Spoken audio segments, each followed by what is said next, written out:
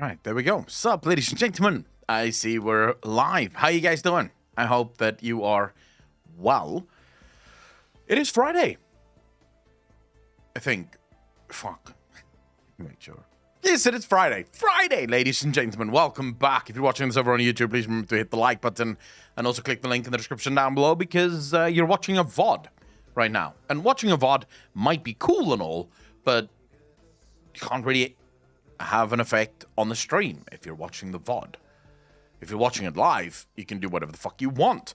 Evans, how you doing, brother? So yeah, very happy to have you here either way. If all you have is time to watch the VODs, that's perfectly cool. If you can watch it live, that's awesome. But yeah, anyways, I've had a busy day. I've made some videos. I've done some live streams already for the patrons. We played some V Rising. I think on Monday we're starting our Mass Effect journey or our Cyberpunk journey on Patreon. And also for Twitch subs, because I do share it on Discord. So if you are part of Discord and you are a Twitch sub, you will also have access to the, let's call it gaming series. I think that's grandiose as fuck. I don't think we should call it the gaming series, but, you know, let's call it that for now. Evans, how you doing, brother?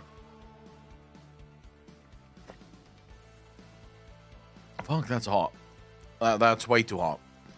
I should probably let that cool for a bit before I fucking try and go back in it. I do have some big Blizzard news. There's there's a funny article about Blizzard currently doing the round, so we'll definitely cover that. And then I think we have some reactions that we have to get through. And we'll see if there's anything else we can find. Anything else of value. Drelleman, you bastard. Thanks for the tier. What's up? Did really appreciate that. 10 months in a row. Thank you, thank you, thank you. It is very much appreciated. How you doing, brother? I'm cold. My hands are like ice blocks, dude. Like, so cold. I don't know what else to do. I don't know. It's early stream. I'm still waiting for everyone to fucking show up. You know, as far as I'm concerned, it's this is nice. What's going on with this thing though? I'm tired as always. Dude, join the fucking club. Being tired feels like that's just what happens when you grow old or up. I don't know if old is the right word, but it feels like that's just what happens when you grow up. You just get tired. It's sort of the rule, I guess. You just have to eventually reach a point where every single day you wake up, you think to yourself, I don't know if I've slept. I feel worse than I did yesterday. And that's just what you do until you die. You know? So I don't know. More responsibility equals more tired. Shamanita, how you doing? But I have no responsibilities. My responsibilities is as follows, and this is genuinely what it is. I wake up every single day, I make one video, right? Every morning. Sit down, I make a video. Rest of the day, I spend thinking about videos to make the next day. Or sometimes even thinking about videos that I'm only going to make a week later. But I think about the videos. Then I go live for patrons, and last 2 days we've been playing V Rising. Great game. Having a lot of fun with that. Then I usually go buy food if I can, if I remember. If I don't buy food, I go live. Then I'm live for 3-4 hours, and then I write scripts, and then I go to bed. That's not responsibility. I have no other responsibilities in my life except for that. So why am I tired? Wish I could say the same. So what's your life like? It is, though. It's your job. As we grow older, it is more difficult to go to bed and wake up on a schedule. We put too much on ourselves that we feel guilty if we sleep too long. I don't know about that. I've never slept, like, good in any way, shape, or form. Gibadi, how you doing, brother? I've never had, like, a decent sleep schedule. Even when I was young, like, in high school still, I would sleep at most 6 hours. In my whole life, I've always struggled. Like, I had friends, like, whenever we would go stay over at a friend's house, my friends would sleep for like 12 hours. I'd be up after 6. Regardless of what time it was, regardless, after 6 hours, I wake up. And then I'm awake. Daish, how you doing, brother?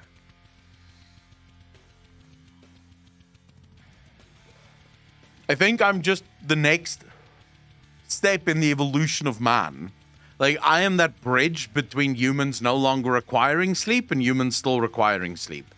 That's probably just what it is. My job allows me to watch Twitch and YouTube, otherwise I would be tired and bored. Well, my job allows me to watch YouTube and Twitch, and I'm tired. I'm not bored, but I am tired. So I'm not sure what the fuck to do. But no, I actually know exactly what to do. I know exactly how not to be tired. The issue is, for some reason, I'm not pulling that trigger yet. And I should actually. Because I've watched so many videos on it, and I've experienced it myself. Earlier in the year, I would go to the gym every single day. I drank no coffee, no Pepsi Max, nothing, right? So no caffeine whatsoever. I would go, King Julian, how you doing, brother? I would go to bed, usually fall asleep within minutes. Like, genuinely speaking, it was the most amazing thing. As soon as my head hits the pillow, I'm out. It's just like, fucking sleep. Wake up, feel great. I absolutely feel fucking amazing. And then, for some reason, I can't remember why. Crash the Fool, how you doing, brother? I can't remember why exactly. I think it was because I kept getting annoyed that there was nothing to drink for someone that doesn't drink coffee. Like, every single garage that you go to in South Africa have, a coffee machine, an espresso machine that makes cappuccinos and mochachinos and, all the chinos in the world. And there's just usually one type of tea. And I don't like normal, like, tea with no sugar and milk. Whenever I drink tea, it's always with no sugar and no milk, but I will sort of go for flavored stuff. So ginger tea, for example, or like an orange tea, something with a flavor, because that's usually what makes it nice. And the same echo, if I lay down in bed, 5 minutes later, I am out. I fall asleep really easily. I no longer do, and that's ever since I started drinking coffee. Once again. At the moment, it's waking up from 4:30, work 8 hours with 20 children, go home and take care of chores and studies. I did this to myself. You have 20 children?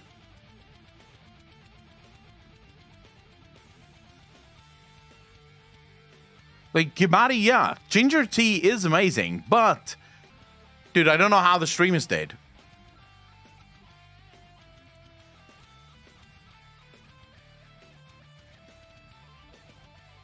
Well, what the fuck?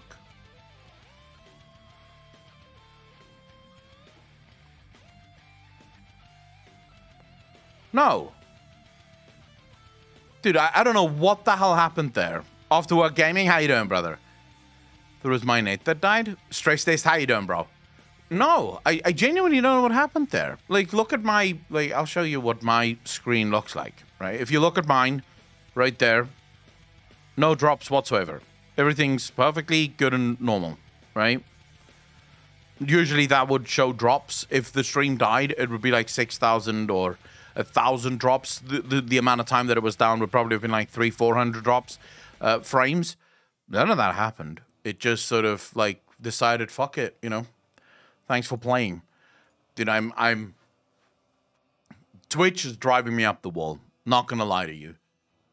The amount of trouble that I'm having with Twitch is just... It's reaching ridiculous points. Where my cheese at? Dizzy Life? I wanted to say something that would be most likely not Twitch friendly. So I'm not gonna do that. And instead, I'm just going to say, what cheese? You stole all the cheese? Why? Not all the cheese. There are cheese that's just not great. Like, goat's cheese is... I don't know why people eat that. It has a horrible taste. It fucks up whatever food it comes in contact with. Sheep's cheese, like feta cheese, is alright. It's actually not bad with some things. With other things, it can be fucking rancid. The only cheese I really like is moo cow fuck milk cheese. right? If it comes from a cow and it's just basic cheese, I fucking love that. Brie is fucking nasty. I don't think I've ever had brie. I like just the normal cheese, you know, the cheap ass fucking cheese. I like that cheese. That's good cheese.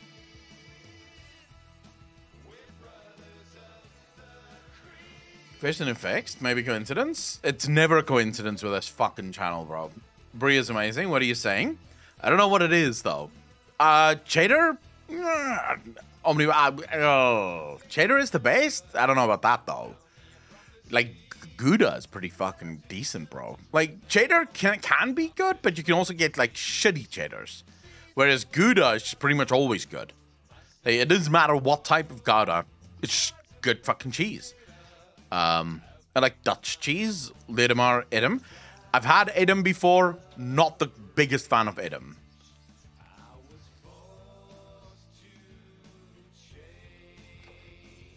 Soft goat cheese wrapped in bacon, they pan fried.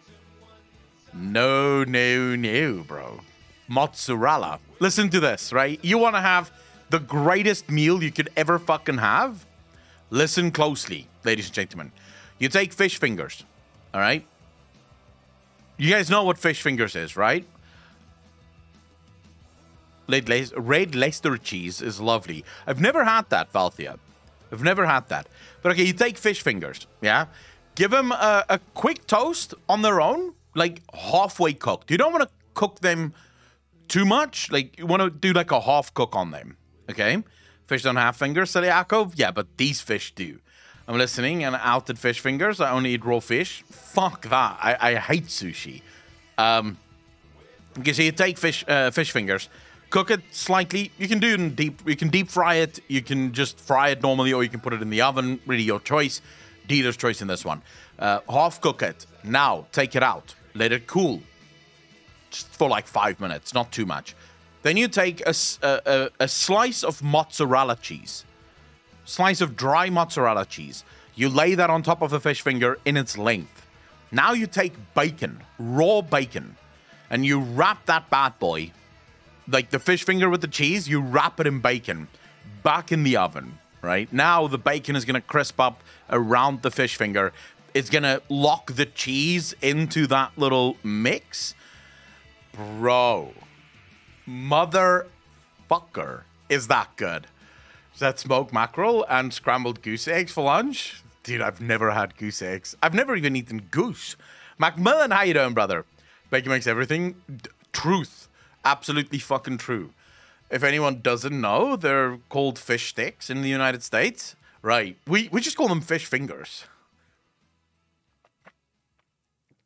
Orman Balf. I'm not a very classy guy when it comes to food. Niara, how you doing? I find myself despising incredibly expensive foods because I don't understand why. So I was once at this burger restaurant and they had, well, it's a steakhouse more. Every single item on their menu is like 4 times the price of anywhere else. Like, you can literally go to any other store and you'll get it for like 4 times cheaper. They had a burger there that's coated in gold. Like, it's like a golden burger. It was fucking horrible. It was horrible. And my brother had like their cheese bomb explosion type of fucking burger or some shit like that. Also, just horrible. Way too much shit on there. What you need for a great burger to be great is a bun, some meat, some cheese, a couple of bacon, done. Good burger, right there. It takes like no effort. And usually, the greasier and cheaper, the better. Because you know, when you go to a place that's charging you like $2 for a cheeseburger, you know it's going to be greasy as shit. You know it's probably prepared in like 3-day-old grease, right? The grease that's already built up some of that flavor, you know? Like, that's the shit you want. I despise, like, the rich fucking 5-star restaurant bullshit. Fuck off. I don't care. Just give me good, proper, not even healthy food. Just give me good, proper food, you know? It's funny, because you don't need a $70 steak to make a good steak. A cheap one can be amazing if prepared right. True. What's typical South African food? Pretty much American food. South Africa is incredibly Americanized in terms of our palates, and not so much because of the influence that America had on South Africa, but more because of how South Africa came to be. Remember, if you take the origin story of America and you take the origin story of South Africa, it's basically the same country. America is made up of immigrants that came from Europe and settled within the Americas. South Africa is made up of immigrants that came from Europe and settled in Africa. So our influence is... Forty Vigo, thanks for the follow, dude. Really appreciate that. Welcome to the channel. Thank you, thank you, thank you.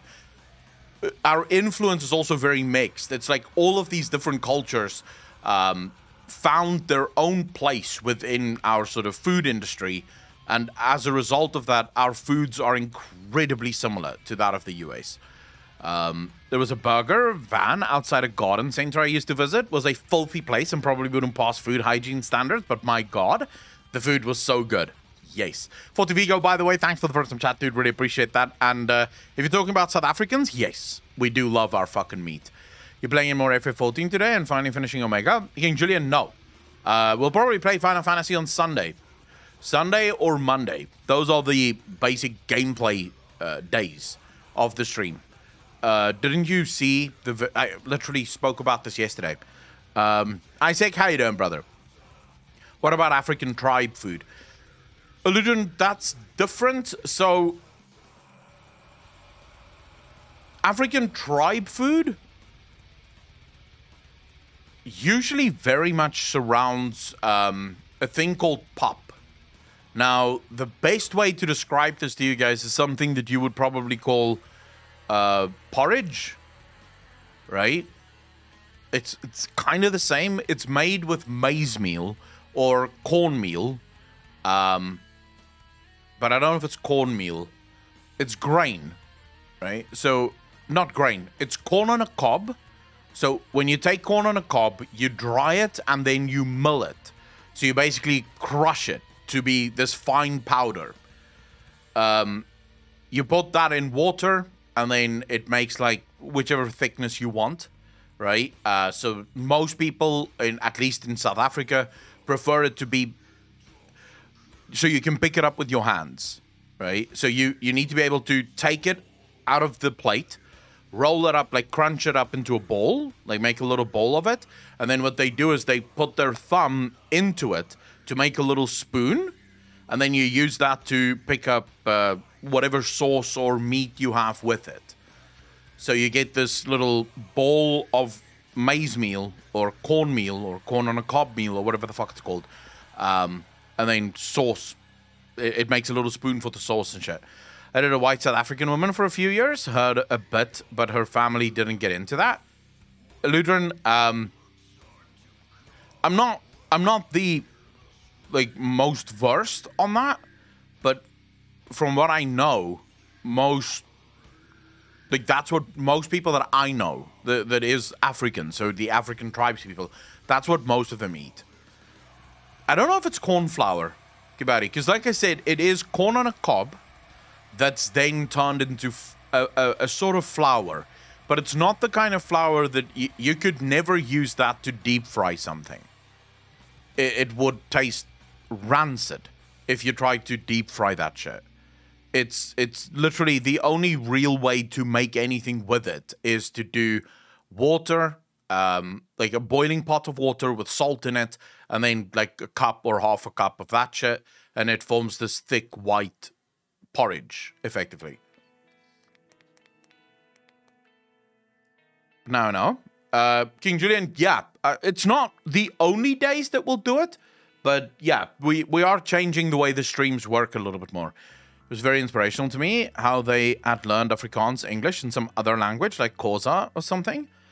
Oh yeah, I can't speak Xhosa or Zulu or any other African language. I can speak English, I can speak Afrikaans, and I can say some words in Sepedi, which is the language of the north. So if you go to the very northern edges of South Africa, to where I was born, they have a language there called Sepedi, which I can understand some words, but limited as fuck. So I can't have a conversation. I can basically say hello. And I can ask you, how are you? That's basically it.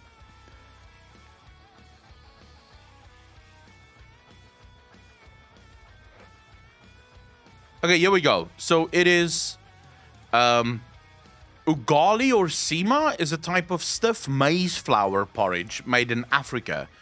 Ugali or sukuma wiki types swallow or porridge. Place of origin Africa. Main ingredients is cornmeal, mealie meal, white maize. Yeah, that sounds about right.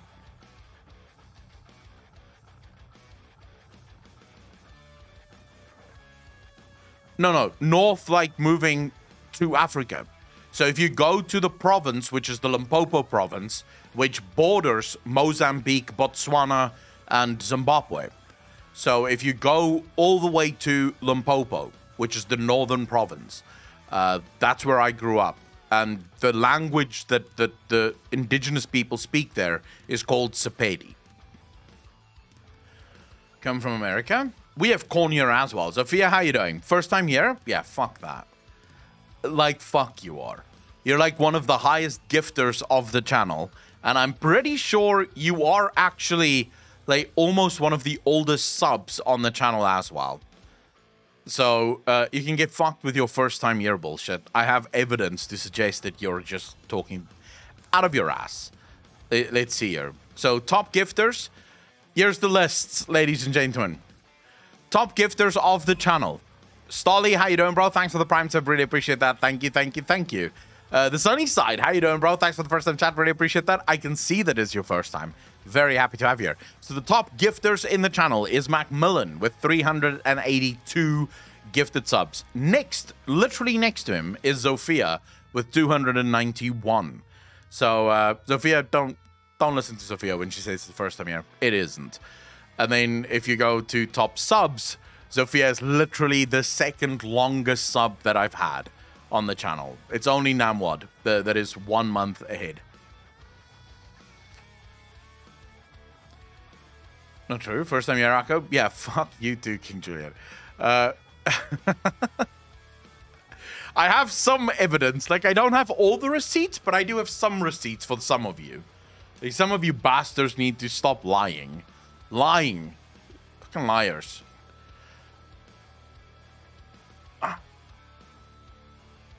But I do have a very interesting story for all of you. We'll get into it in a bit, but believe me, there's some interesting stuff going on. Ludren, thank you so much for doing something. Really appreciate that. 4 months in a row.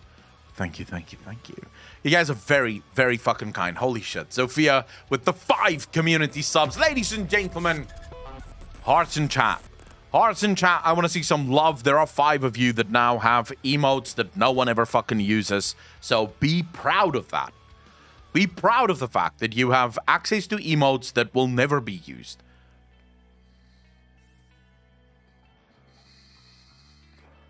Crash the Fool? We could probably check. Let's see. I don't think the list goes down that far.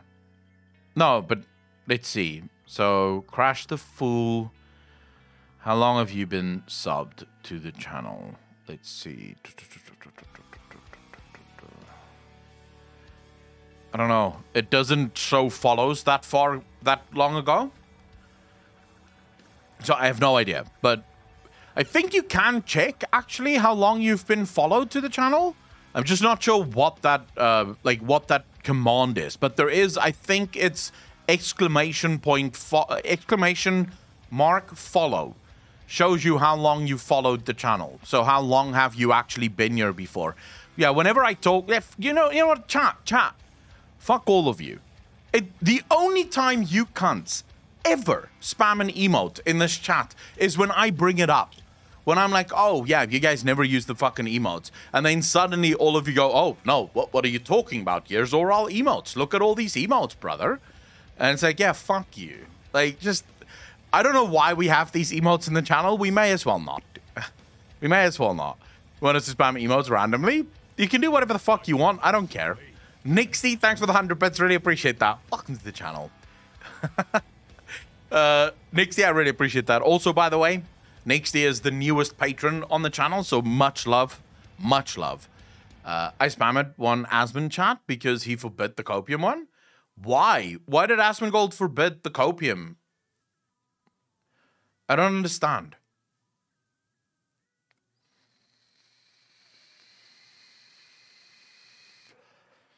Came here to be sworn at.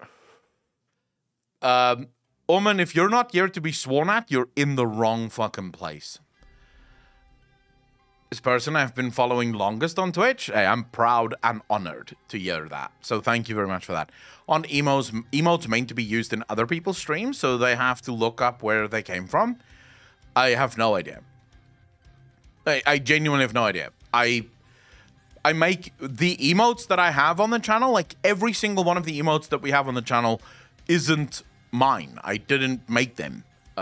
It's usually Furorius, who's one of the mods. He'll come up with a new idea. Like, he'll be like, oh my god, I want to use this emote. And then he'll just give me the emote in Discord and be like, at this emote. Sometimes it's emotes where like people will ask because they want a specific emote, and then they'll tell Furorius, make this emote, and then he'll make it. Otherwise, I don't make emotes. Ever. If I sworn, I almost never use emotes, never liked using them or emojis. Big Blizzard news and Accolon reacting to stuff. This is promising. Dude, you have no idea. Like, when we get into the big Blizzard news, you guys are all going to fucking kill yourselves. Like, it's that level of news. It's the level of news where you're gonna read it and you're gonna be like, fuck this, bro. This is not real. It can't be real. It's obviously a lie.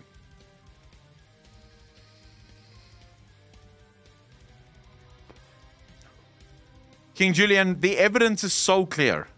Every single time you chat, there's a box around you that says suspicious user, held for reason restricted. You wouldn't have had that if this was your first time here. The fact that it's around your name means that you did something. I still don't quite know what you did to Apocalypse, but you fucking did something to Apocalypse, and he decided to put you in restricted mode. Not that I'm sure, I don't understand why restricted mode exists. I'm imagining, like...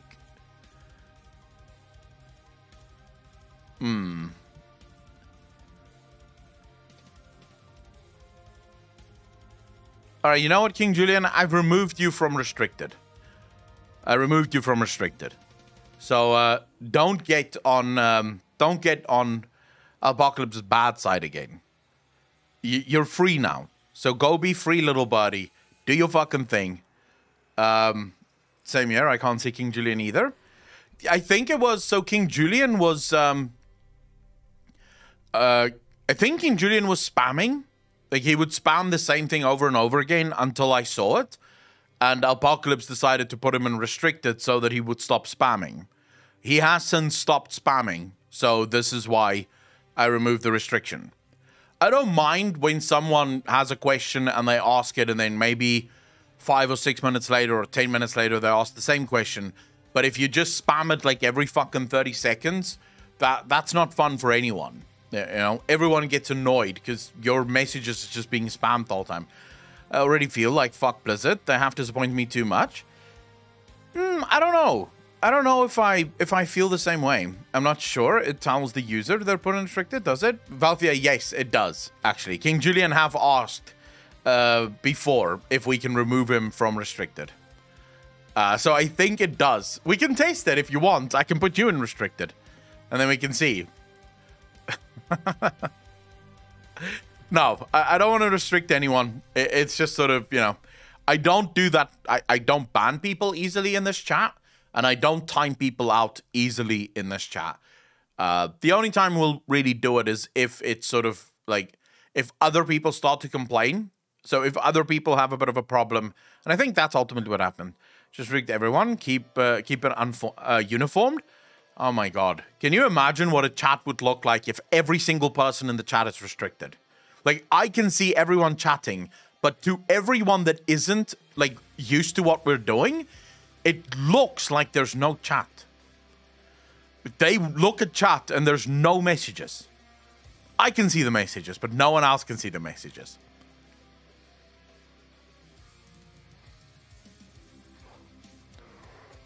I got your body rebuild project. I hope you're keeping it healthy. I'm trying my best. We've had some floods, so the gym has been closed for the last week. There was flooding since Monday. And basically the mall... This is funny as fuck, by the way. The mall that the gym is in got completely flooded. So they're busy cleaning things up and pumping out the water and stuff. So they say that the gym will be open again by next week. So this week have not been great because we have to drive to... It's far. We have to drive about 25 minutes to get to the gym. So that sucked. Which means I basically only have time to do a couple of exercises before I have to rush back because I have to start stream. You can still go and work when you're swimming? Dude, I don't swim. What are you talking about? Did you see there's a new CRPG being made in Warhammer 40k universe from the creators of Pathfinder series as well? Oh, shit. That could actually be good. Back, not restricted anymore. Thanks, Akko. I did try asking Alpaca nicely to unrestrict me and did promise to stop spamming, yet he didn't unrestrict me, so thank you. You're welcome, bro. You are welcome.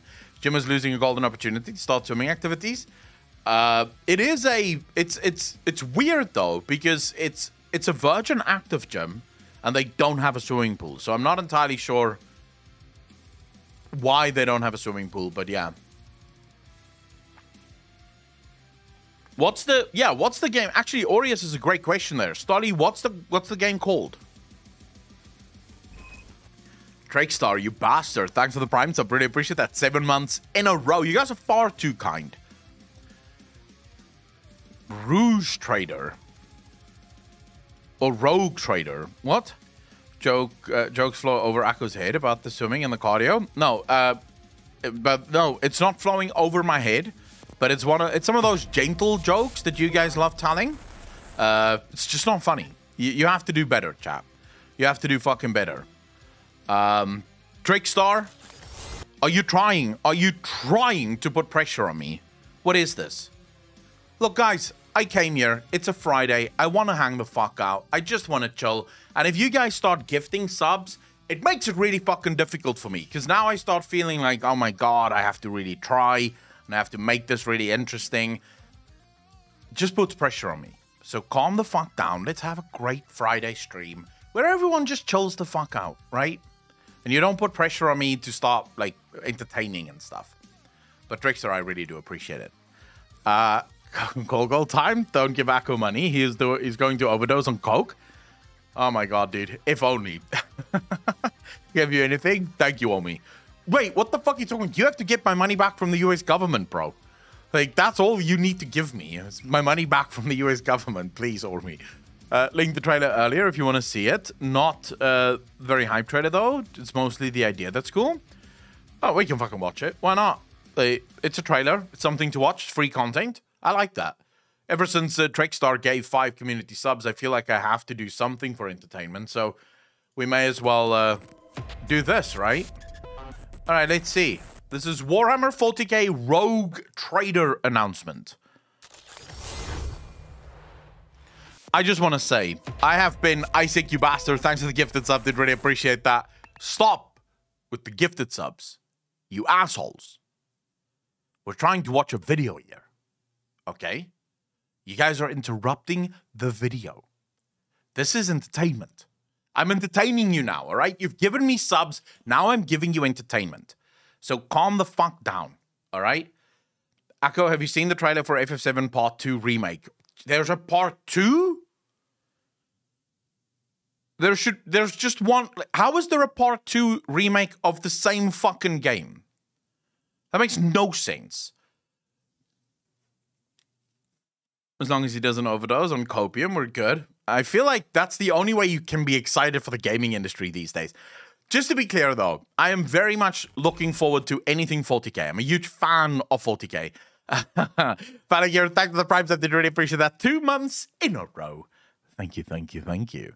This is the deal from the start. So let's see what this game is all about, right? So there's 3 parts to the remake. Wow. For millennia, our esteemed dynasty has served the Imperium of Man, bringing forth worlds from the darkness of the void and into the light of holy terror. Man, man are the crazy people that sort of want to control everyone and bring them all to that god of theirs, right? The dead god, or the god that keeps needing souls and stuff. Man is the one that wants to colonize the whole earth, if I'm not mistaken. Yet I am but an instrument of his will, a sword in his hand. The Emperor God, that's the one, yes. In his great wisdom, the Emperor bestowed a sacred mission upon his followers most true. To explore the frontiers uncharted.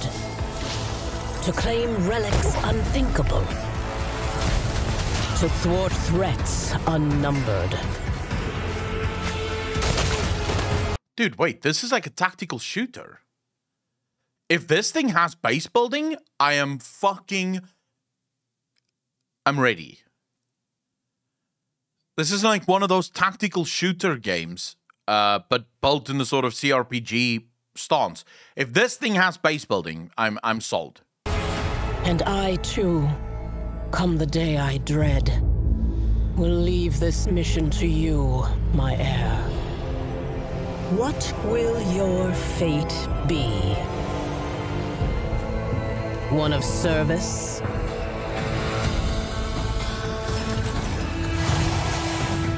Of glory?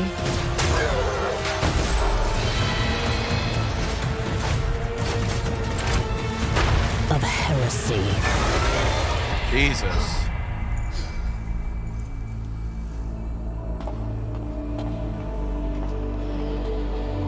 One can only hope it will be better than mine.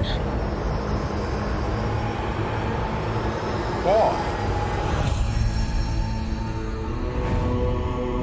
CRPG in the Warhammer 40k universe. The first classic CRPG. Nice.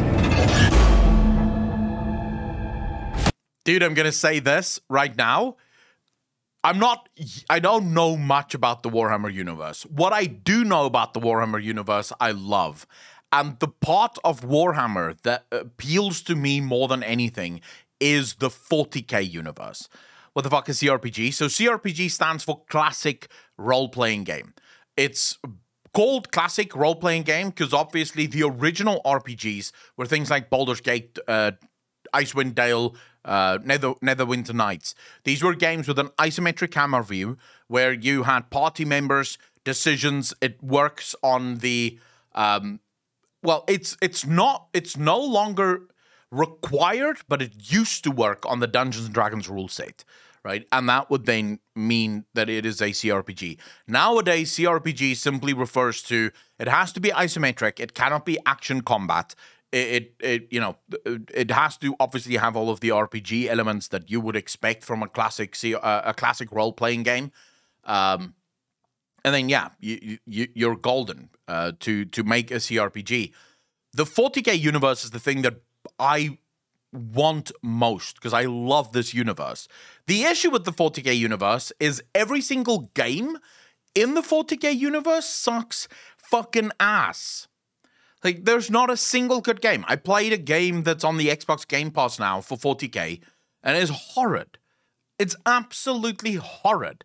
It plays like a fucking mobile game, yet it's not a mobile game. It was designed for PC and PC exclusive, but it sucks. So, seeing the same guys from Pathfinder, because this is Pathfinder, make their own version of a 40k universe CRPG, I'm ready. My balls are ready for this. I'm waiting for to get audiobooks. Super hard now. Easy. Stolly. I'm looking into joining some kind of D&D because WoW's sucking, so that's interesting. A few weeks ago. Isn't there some new one coming out by the makers of Vermintide in that 40k universe? I'm genuinely not sure. Dear PhD, how you doing? Thanks for the 2 months up. Really appreciate that. 3 months in a row. Thank you, thank you, thank you. Mechanicus. What is Mechanicus?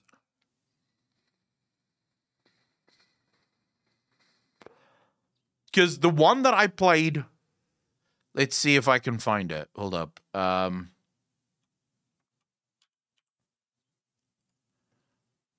Let's see if I can find the game that I tried and severely disliked.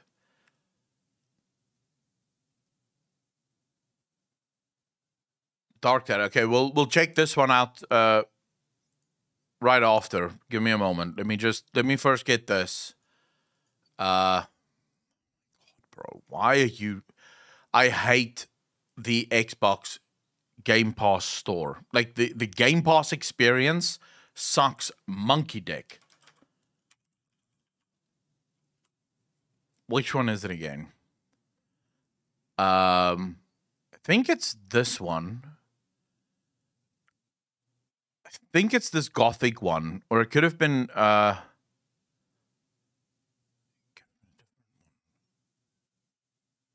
which one was it again? It's like it's one of those tactical shooter games where you basically progress stage by stage. You get into a stage and then you have limited number of movements.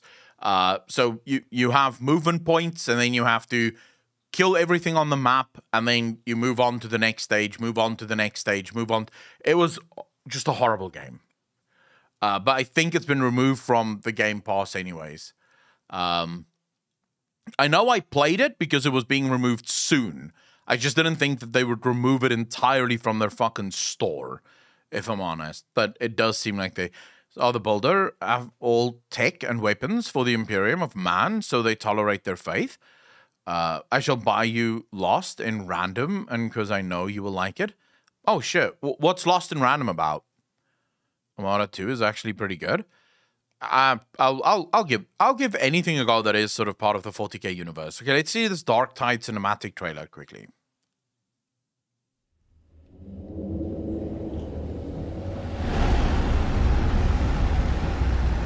The city of Tertium is under attack. My city. A dark tide of chaos is rising. Our best fighters are falling.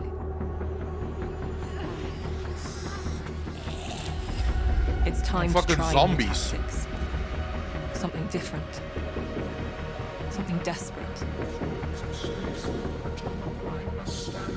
We take you, the outcast and the criminal, the lost and the damned. Okay. Because you have nothing left to lose.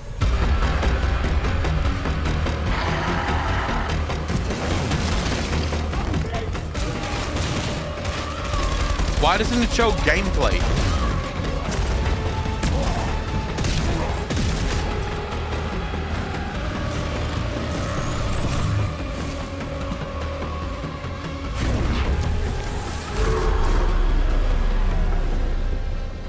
Oh shit, the big boy? So you're the scum we're counting on now. And if it's come to this, then God Emperor help us all.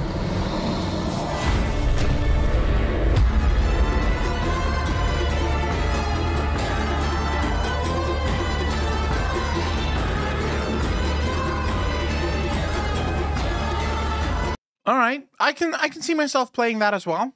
I can see myself playing that. Why not? Lost in Random. All right, there should be a gameplay one, I think. I would love to see a gameplay one. Although I'm not seeing it immediately, so... This is the official gameplay. Darktide official gameplay trailer. Let's quickly see this. Let's see what this is about. Blow me the fuck away, please.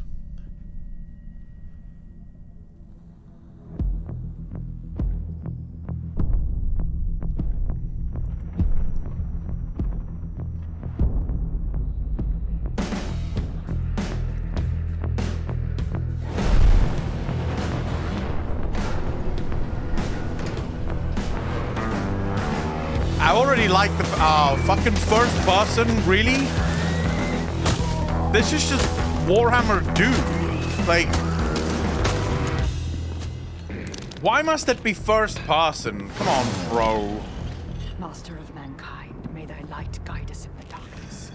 Burn the heretic, kill the mutant, purge the unclean. Master of mankind, grant us strength.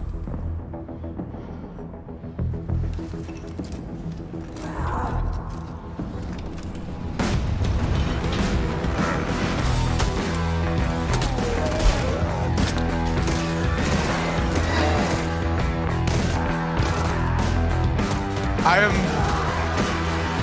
Dude, I've never been this disappointed in my entire fucking life.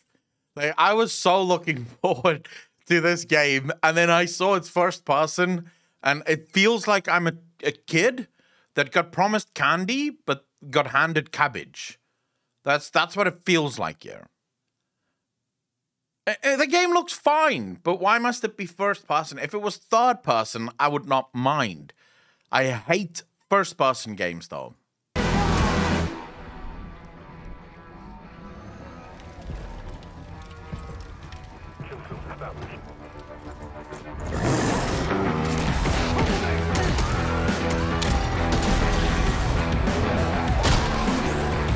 Fucking clothesline the fuck out of him.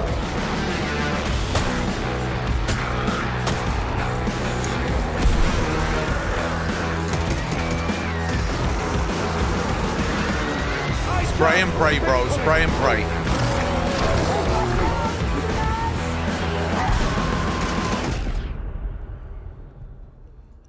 All right. I mean, seems good. Seems good. Might give it a go. Not sure. We'll see. I prefer to have the choice of choosing whether first person or third person. I don't actually, because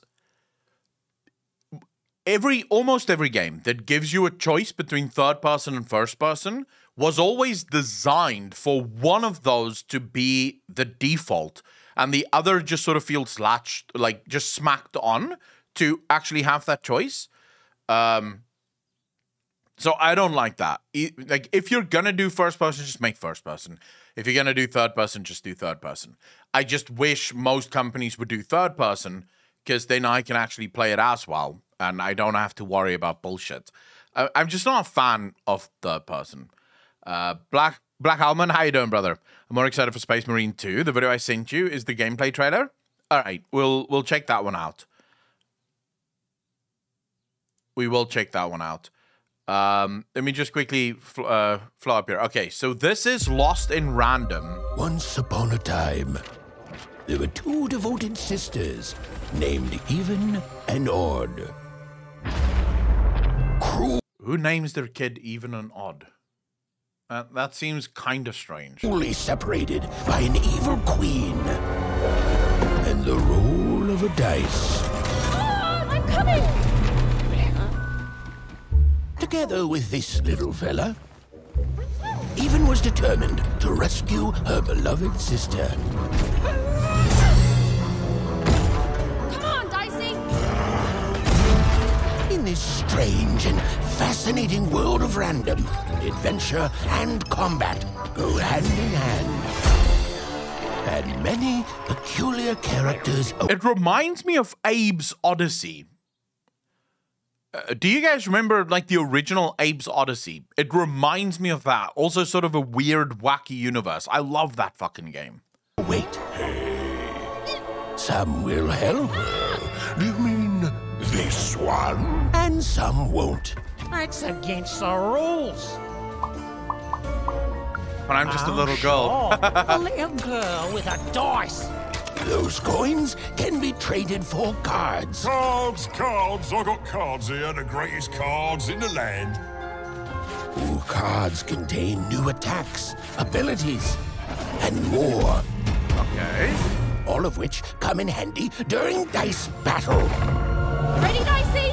Even uses her slingshot to attack deadly foes. This can knock off energy cubes used to feed her strange companion Dicey. And once fully charged, Even can roll Dicey and freeze time itself. Let's see how she uses it.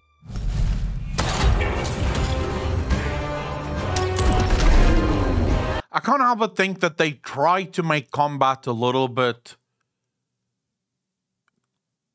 too much. Like, it feels like there's a little bit too much to this combat. Like, if you just had the adventure side of the game, it would probably have worked.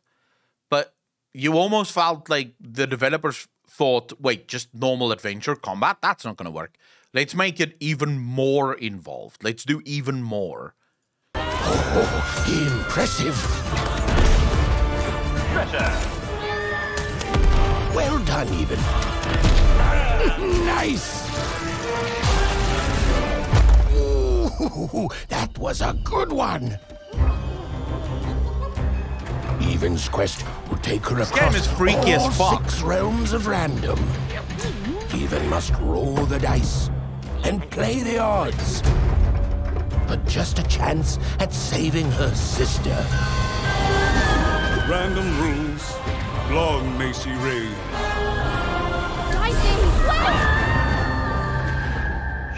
My child, you're safe now. Yeah, I'll probably play this. Yam Times, how you doing, brother? I would most likely play this. The only thing, like I said, that bothers me a little is like it felt like they were going too big. You know, they were trying to be. They tried to do too much, and I'm not sure how that's going to play out for them. I don't even own Alden Ring. So no, I have not played Alden Ring yet. I know a lot of people want me to, but yeah, I haven't played it yet. I love what? What's this? This is called Warhammer Space Marine 2. I feel like we've reacted to Space Marine. Didn't we see Space Marine before?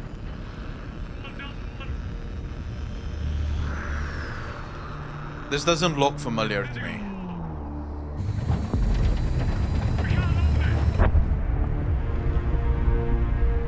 I already love the sort of landscape.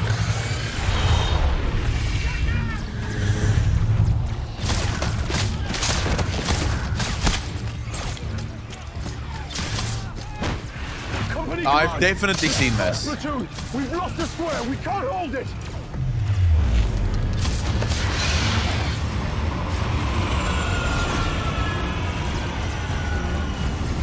Be the man. So true. So fucking true.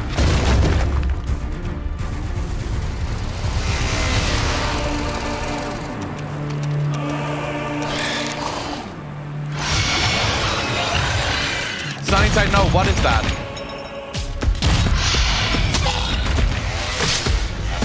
Wow. Jesus.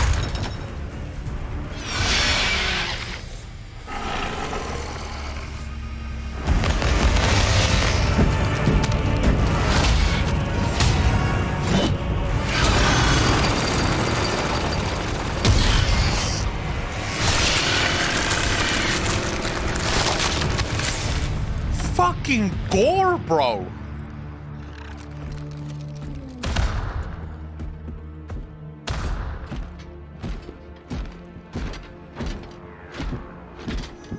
But these guys don't give a fuck. Like, holy shit. Yeah, this is fucking cops in chat. This is pretty good.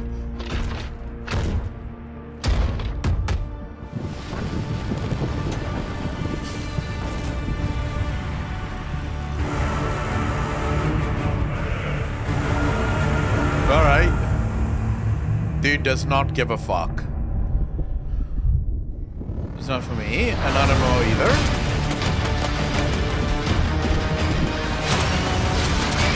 There we go. There we go. That good old-fashioned third-person fucking view. The sunny side, if you want to link stuff, link it over on Discord. It just... So, only subs can link straight to Twitch. If you want to link and you don't want to sub, that's perfectly fine. Just do so over on Discord. That way... I can keep track of all the links and stuff, and I can see what it is that you linked. If it's like it's meant to keep people safe, because we have had people link shit that they shouldn't be linking if they're not subs. Foul Smoke, go fuck yourself. What's with the little emote there? Huh? What's the Monka emote? If you search Astartes on YouTube, it's first link. Astartes. Dude, I don't know. They could probably have thought of a better name. Astartes. This one, Astartes project by Sima Peterson, original version, full edit, all parts. That's 13 minutes though. What's the game about?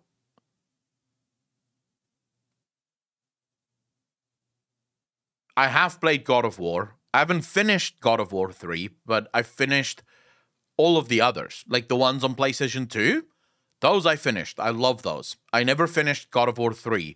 Mainly because it came out years later. And I no longer like the console. And then it launched on PC. And I've still not gotten it on PC. Oh, this is just an animation. Let's see this thing.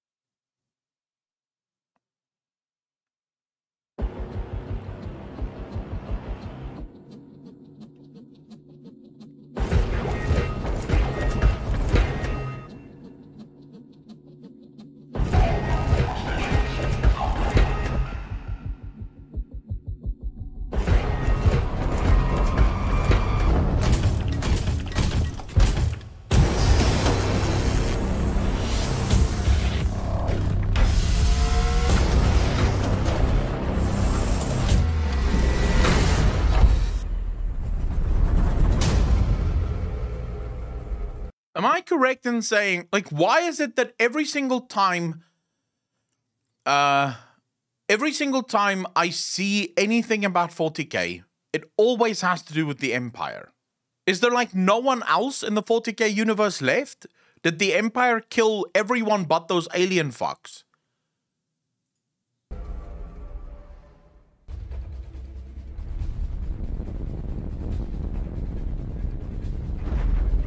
Imperium. Yeah, whatever. They serve the Emperor. They're the Empire.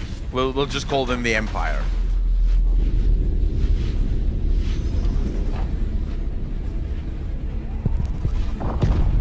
Mains runs it now? Oh shit.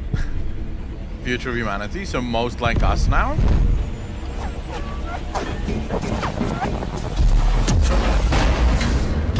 Wow. That is not a small thing, just going through the entire ship, just like that. No fucks given.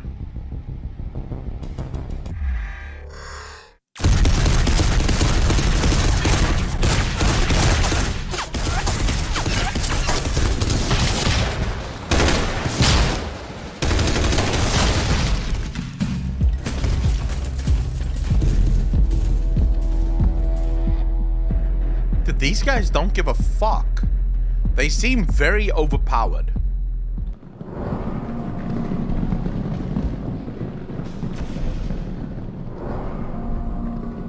What the hell is this?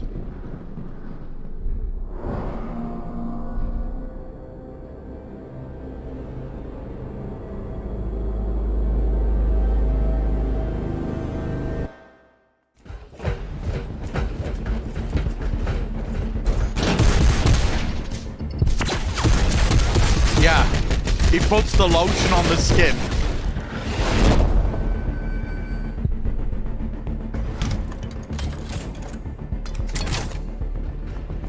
Danmo, let me stop you right there. Asking where do I start with the Warhammer universe, 40k or fantasy, in a chat full of fucking degenerate assholes is not the place to ask that. Here's what I will tell you. If you ask 10 Warhammer fans, where do I start with the Warhammer universe? You will get 10 different fucking answers. So the answer is, no one has a fucking clue where you start. You basically just jump in and then you just fucking go. I've asked many people, so what book should I start with? And every single cunt gives me a different book that they think, oh yeah, you have to start with this book, dude. If you start with any of the others, you'll be lost. This is the one. And everyone says the same thing. This is the one. You start with this book, you'll know everything there is to know. I'm like, okay, dude, I can't read like 20 books at the same time. Pick a fucking book. Someone needs to know where all of this started. So I would say, probably Google it. Maybe like Workshop Games have a list of all of their things and how it came out. Otherwise, just YouTube. Like, find a YouTuber that you like. There's plenty of 40k YouTubers out there. And then sort of go to their first videos, like the videos that they say you should start with. Maybe that, right?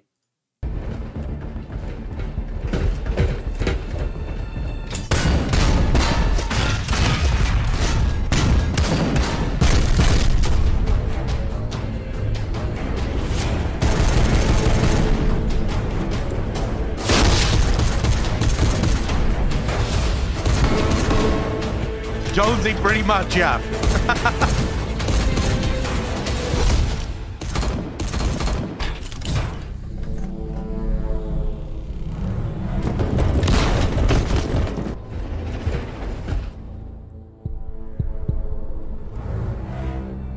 Someone needs to man the guns.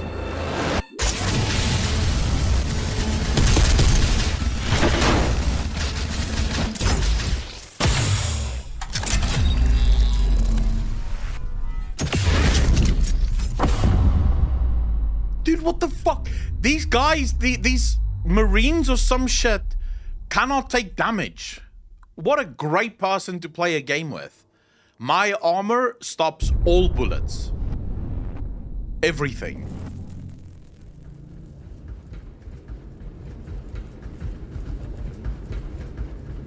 If I were these guys, I'd start worrying.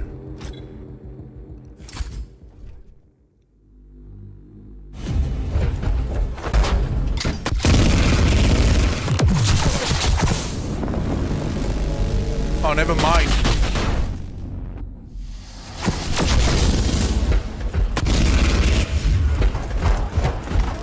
Never mind, those guys don't need to worry.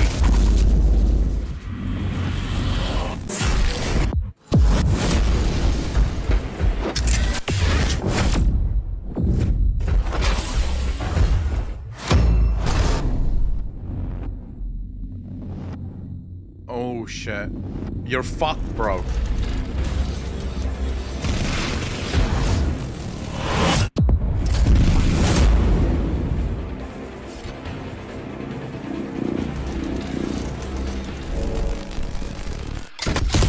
Never mind.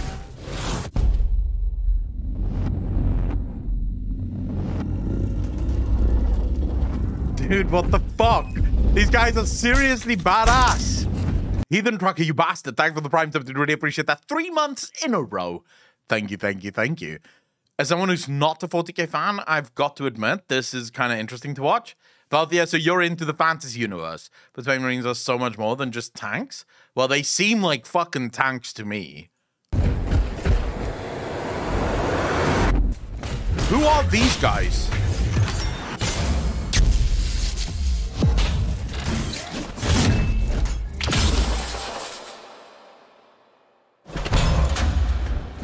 Fucking brutal, bro. Holy shit. Just like that. Just fucking raked him, bro. Just raked him. Ripped out his fucking skull. It's easy. Fuck you. What the fuck is this? Oh my god. These Space Marines are unkillable, dude. No wonder the Empire is, or the Imperium is winning. No one can fucking kill them. 1v20. Let's do this.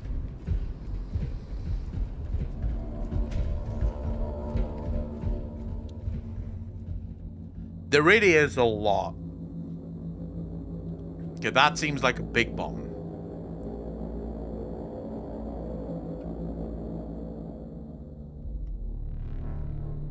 They're losing? How are they losing? How could they possibly lose? They have fucking these guys that is unkillable in every single way. And this guy seems to be the big boss. He's got like half a cape on. That's usually the sign of a big boss. Full cape is for fucking losers. You want a half cape.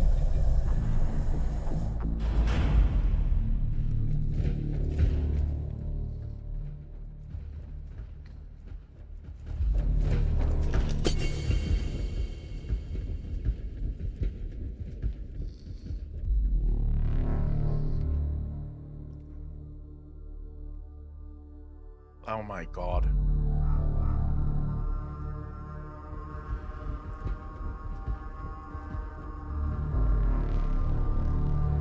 Yeah, but someone can't always be stronger. There must be a point where someone is the strongest.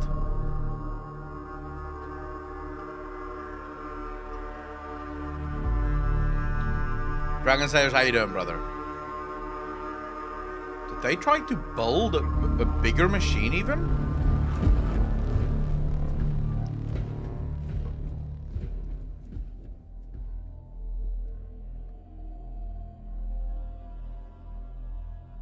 I feel like they tried to build a god or some shit there.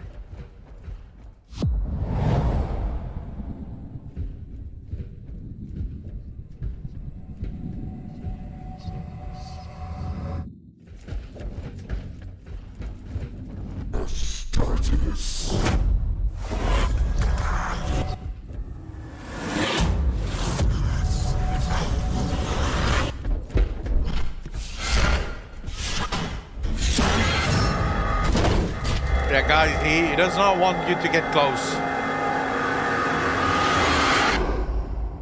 Man does not want you guys close. What are you doing, even?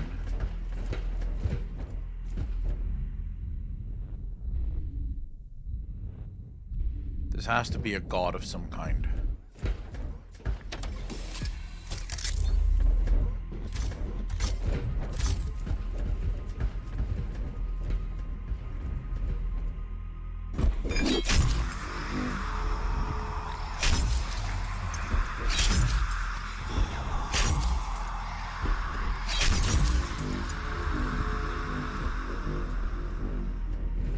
Are they stealing its power?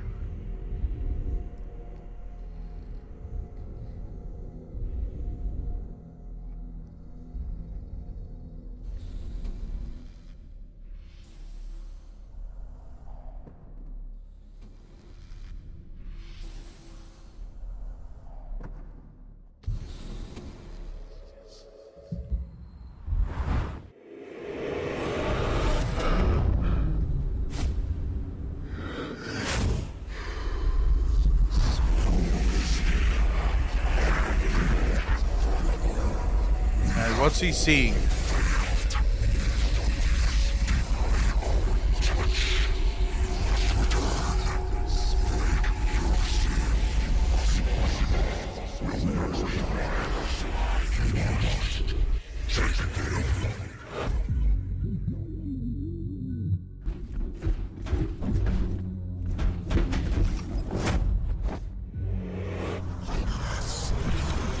Oh shit, he's getting corrupted.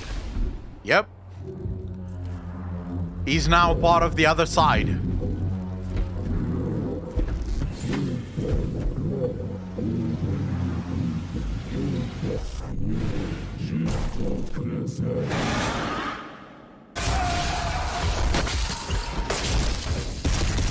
Jesus. Holy fuck. Alright, no fucks given, bro.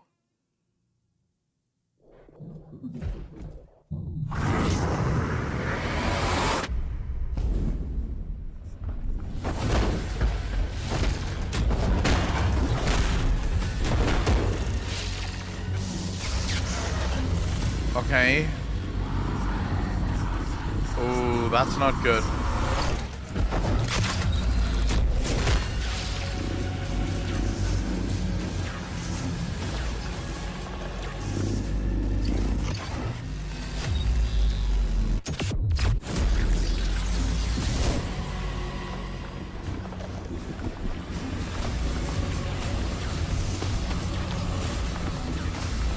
Dude, what the hell? Wow.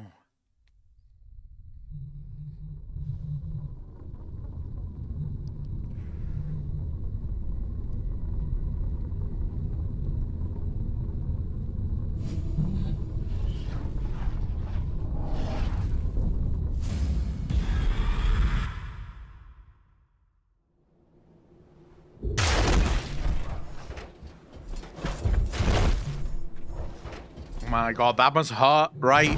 Not having your hand.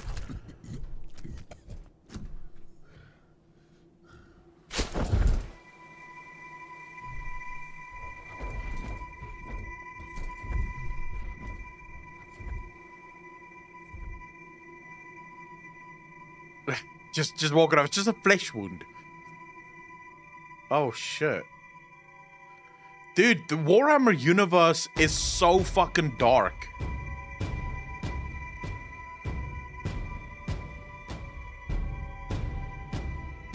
These guys genuinely don't give a fuck.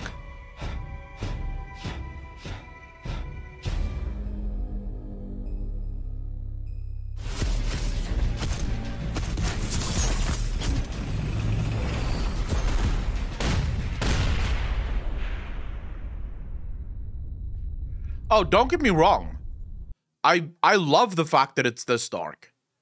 I think we've spoken about this before. One of the things that really annoy me about video games and sort of movies and just the cinematic or entertainment industry these days is the fact that everyone seems to pull off these goody two-shoe storylines, right? Where everything must be butterflies and sunshine, and you can't really deal with dark elements within stories ever, because if you do, it might offend someone somewhere, which is one of the reasons why, in my opinion, almost all fantasy genres have been completely fucking gutted. It's just no longer any good, because no one wants to offend anyone else, and so all stories must basically be super bland, because if they're not, you know, maybe you offend someone. Where all of the greatest stories in the history of the world were incredibly dark, incredibly grim, because we like that. We kind of like looking beyond what we could do in, like, basically games need to provide us with whatever we would not do ourselves, right? A look upon the dark side of humanity, if you will. 40k is essentially just varying levels of bad guys. Yeah, this is why I like movies with racial homophobia, gore, and stuff like that. I mean, I don't go out of my way looking for movies with that shit, because I mean, it depends. So, for example, a movie that was absolutely incredible was a movie called American X. Do you think a movie like American X would exist today? I highly doubt it. But American X was really good because it does have a message in there. But all in all, it's just a really good fucking movie with a lot of great acting in it. The 9th edition trailer, it's a good illustration of what the Imperium is up against. Video explaining 40k factions in a funny way. It's long, so maybe for another time, but worth a stream watch. Link it to me on Discord, please, Stolly. Basically a critique, examination of secularism, and ultimately a parody on its failings, cranked to absurd. Hasn't tried to better himself. Human Centipede 2. All 40k are crazy. There is no good guys. We just have to side with the less worst. I like that because it works, right? If you have like just incredibly evil things and everything is evil, then yeah. You can't really judge anything because it's just varying levels of fucking evil. I enjoy that. I like this. But no, to the point, Vlak, that you made there, it's not about watching a movie and it has racism or homophobia or bullshit like that. Because that's not the point here. The point is...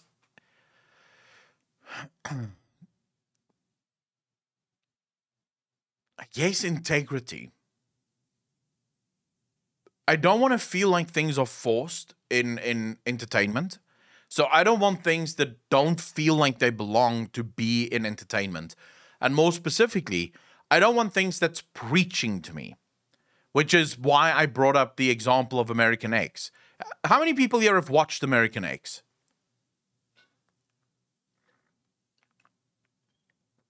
Everything about Necrons are my fave faction. They're cool. We'll have to dive into the 40k universe at some point. American History X. Yes. All right. So most of you should have seen it. If you watch that movie, right, it's a movie about a fucking skinhead, right? That ultimately, like, he kills a black guy in the movie by taking his head, putting his mouth on the fucking pavement. Like, literally, his top teeth on this side of the pavement and his bottom teeth on the side of the pavement like this, and stepping on his fucking head. Like, proper, just step on his head, kill the guy, right? That's the movie. And how that guy goes through an entire journey after prison, during prison, and after prison to ultimately come out the other side, right? And how it changed him. The interesting thing about that movie is that it's not preachy. At no point does it preach to you. It doesn't pretend to like have a sort of, you know, an education moment. It's a movie that shows the horrors of what happens and what has happened before, And that's it. You, the audience, you get to decide. You have to make up your own mind, right? About what you see and how you feel about shit like that. And I believe that a movie like that is going to do a hell of a lot more to basically make sure that people aren't racist than any movie that wants to preach to people. It is a fucking brilliant movie. Alder can turn you into a living to torture you forever. Jesus.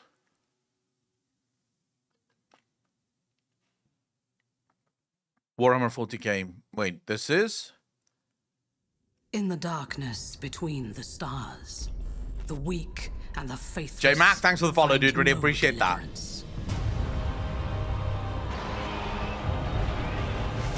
Swanky Tiger. It took me probably like 2 or 3 different times to get through. Yeah, that's why I paused, Stolly. I just wanted to finish the thought.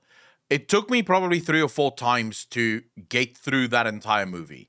Because, yes, it is upsetting as fuck. I remember watching that curb stomp moment, and I just switched off. I was like, yeah, I can't watch this now. So, yeah, it is a very fucking upsetting movie. And it is a movie that moves you in very many ways. So it takes a while to get through.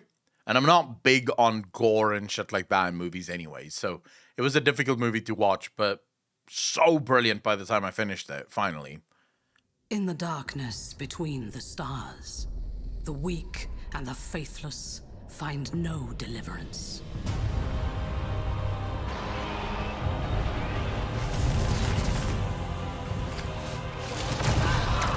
Next to yes, that was also a very difficult movie to watch. We are raised to believe that the God Emperor watches over us all.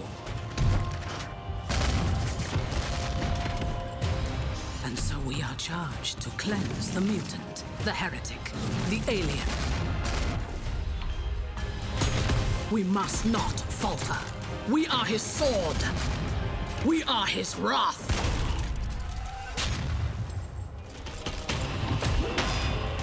Well, you're getting fucked now. Even in the face of death,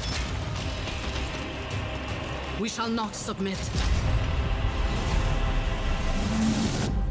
Ah, got wrecked. These are Necrons? The robot things? Suffering is our prayer. Faith is our armor.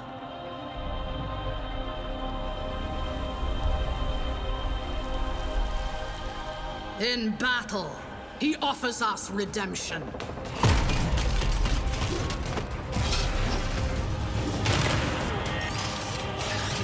And for those who prove worthy, the Emperor sends forth his angels.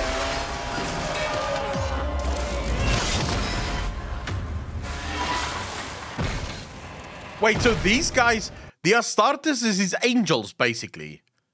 They're like his elite guard.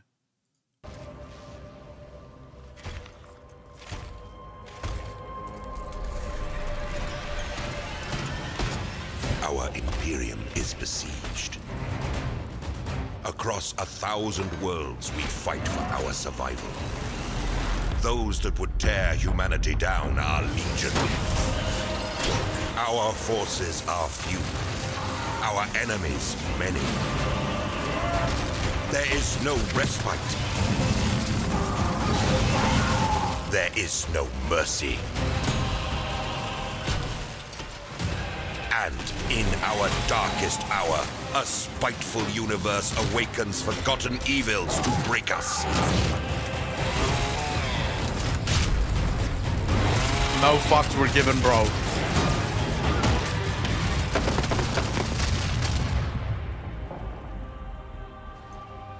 With the Custodes. Burns. Yet still, Shield is OP as fuck. The last bulwark against the terror. And while we draw breath, we will fight. For in this new dark age, there is only war.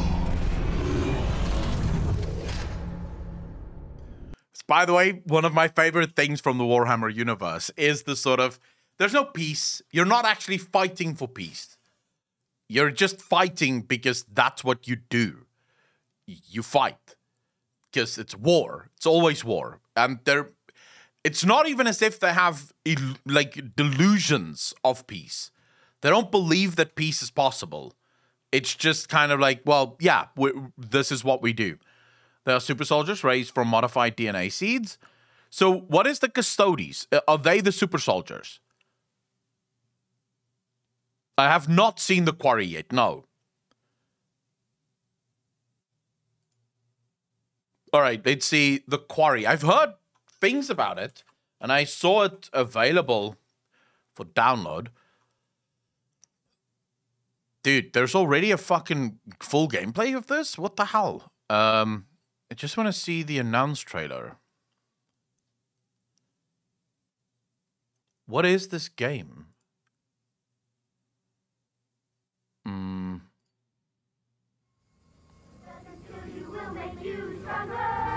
Later, kids. Yeah, Hackett's Quarry forever! I just want to get you guys safely out of Dodge before the sun goes down.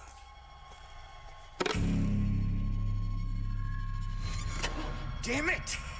I thought I told you kids to check everything. Look, it's not that big of a deal, okay? We'll just spend one more night here. No! No! Just stop. Let me think. Okay. Make sure that everybody is inside the lodge for tonight. Lock the doors. No one in, no one out. No one. Got it? I'll be back first thing in the morning, and we'll get you all on the road. What if we're out partying tonight, out in the woods? That is never good. Never fucking good at all. Like, if someone tells you, just stay inside, lock the doors, I'll be back in the morning, that's when you start to worry. Because that's when you know, well, shit's about to go down. Shit's about to go fucking down. Why is he leaving? Why couldn't he stay? Like, as soon as someone says that to me, I'm fucking walking out of that forest. Why would I stay? And we end up in a most dangerous game situation. Like when people hunt other people? Yeah, I mean, think about it. Camp is over and hunting season has just begun. I did see a weird light in the treehouse across the lake. That was pretty spooky. Maybe it's your girlfriend, Brian. The heck of Hackett's Quarry. Did you hear that? Mm-hmm. Should we look? Maybe it was the... Never look!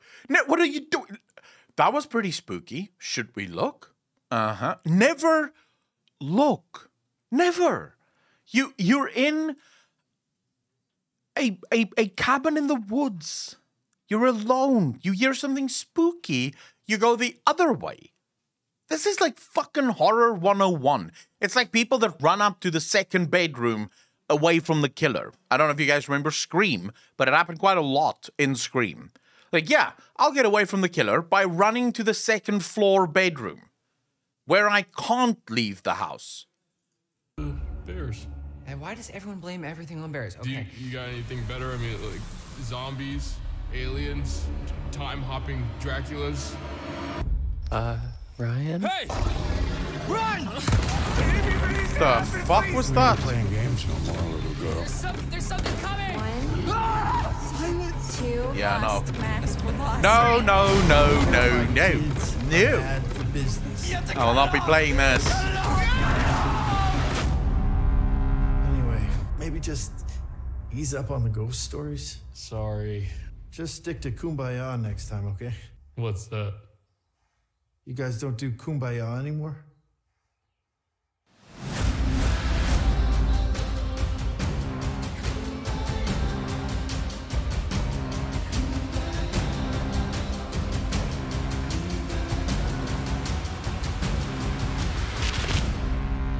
The Quarry. Hello, my friend.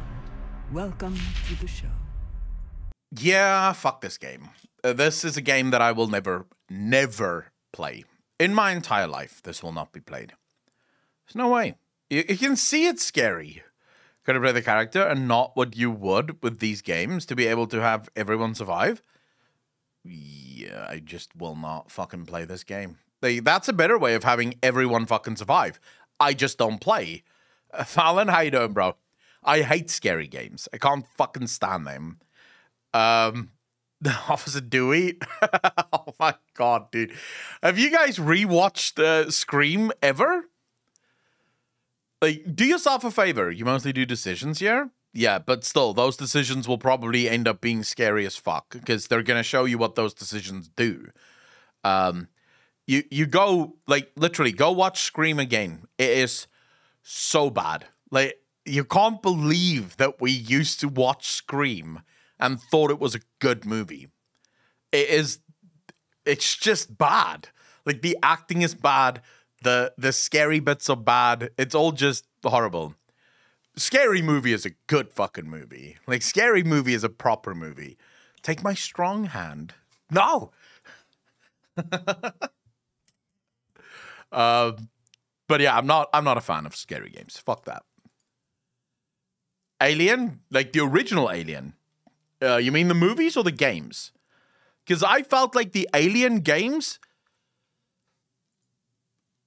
if you made a proper game set in the Alien universe, you could make a really good fucking game. But sadly, almost every game that is set in the Alien universe just seems to fucking blow ass. I would say my favorite things like Premonition, for example, such a good movie. What's your favorite scary movie? Echo Warhammer is dark and good. Playing Amnesia, The Dark Descent. Big Man is suddenly Disney Channel. Zevak, thank you for the Prime. I did really appreciate that. 4 months in a row. Thank you, thank you, thank you. I don't know if I've ever played Isolation. Play the Thing game? No. What was I looking for? All right, I know what I'm looking for.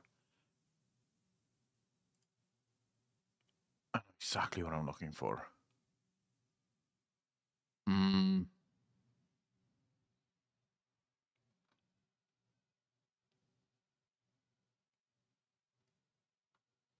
Dude, where the fuck is it? I literally linked it earlier today.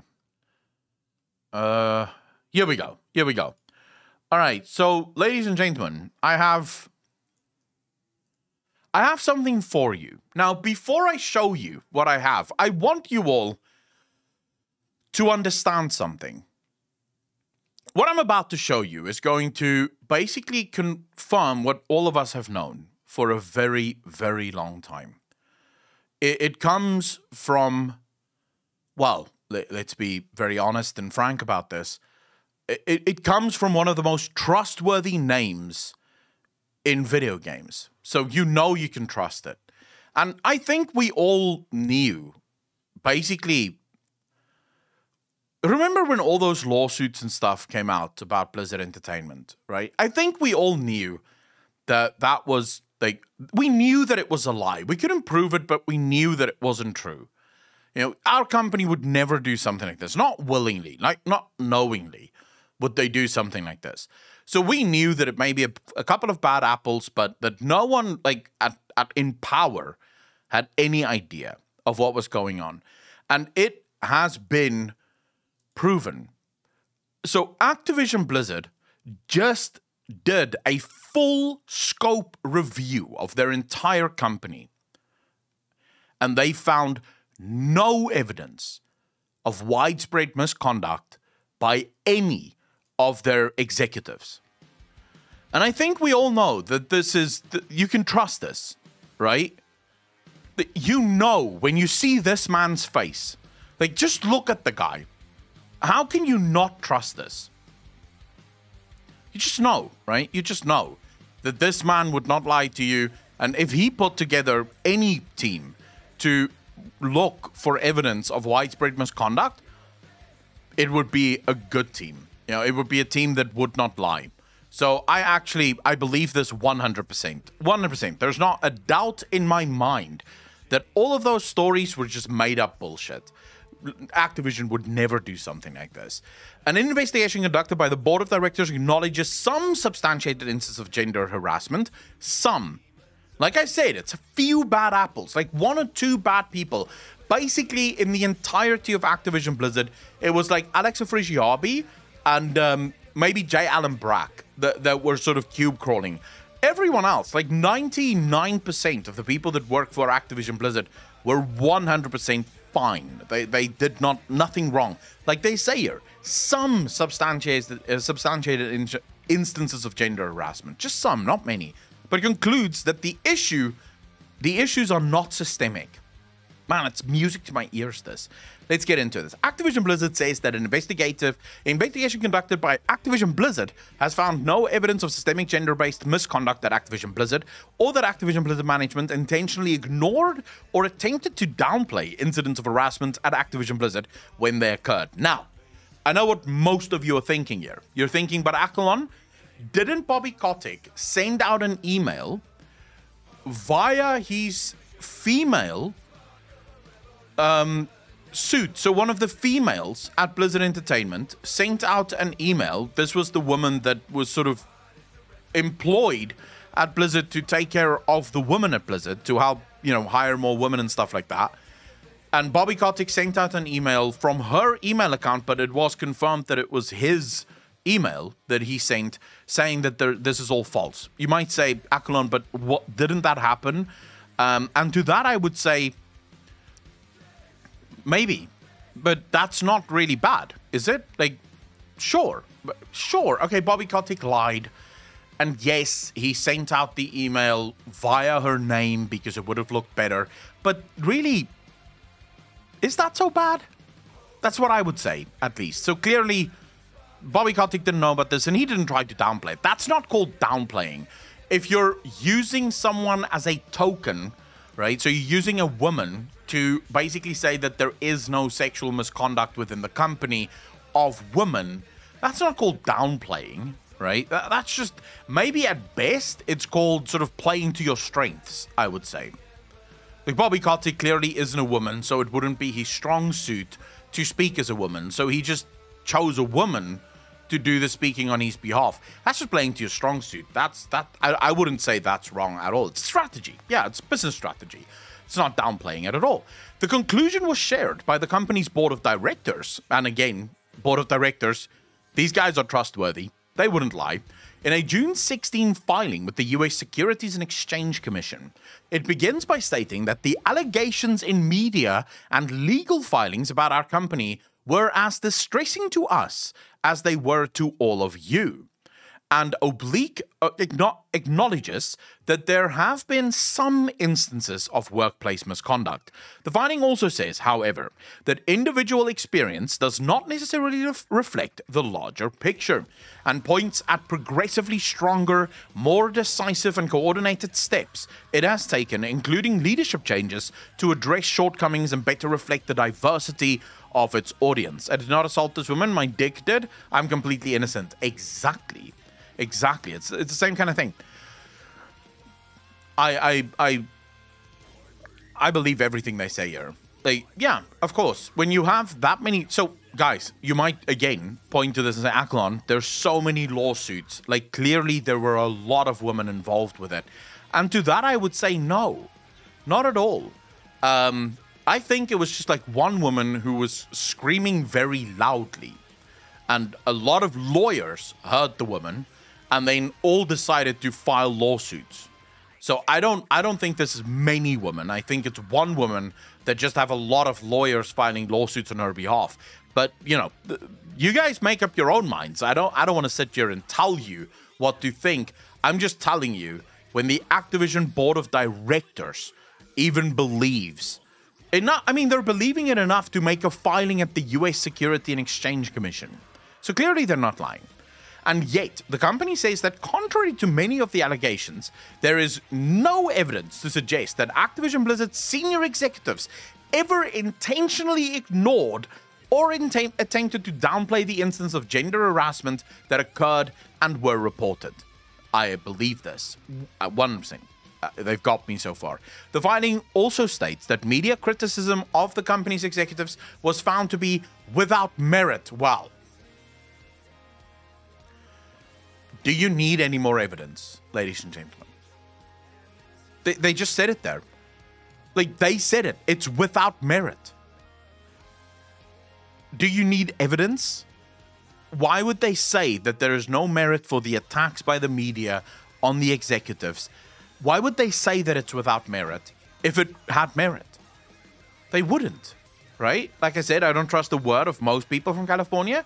These people think words are violence and actual violence does not receive criminal charges. They only did this investigation after they got rid of the bad people. I don't know about that. Like, I don't know about that. Okay, so sarcasm aside, right? Let's leave the sarcasm at the door. Obviously, this is the kind of thing that you would say. To say that the media's criticism of the company's executives was found to be without merit is bullshit. Bobby Kotick actively, knowingly lied. He used a woman's email account to email the company and tell them that all of these allegations are false. Then, once he got found out, he couldn't even deny it. He just sort of downplayed it.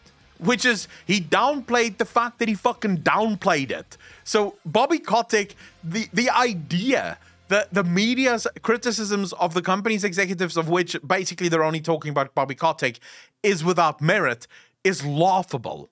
Fucking laughable. And that while there are substantiated instances of gender harassment, there's no evidence that harassment, discrimination, or retaliation were ever a systemic issue at Activision Blizzard.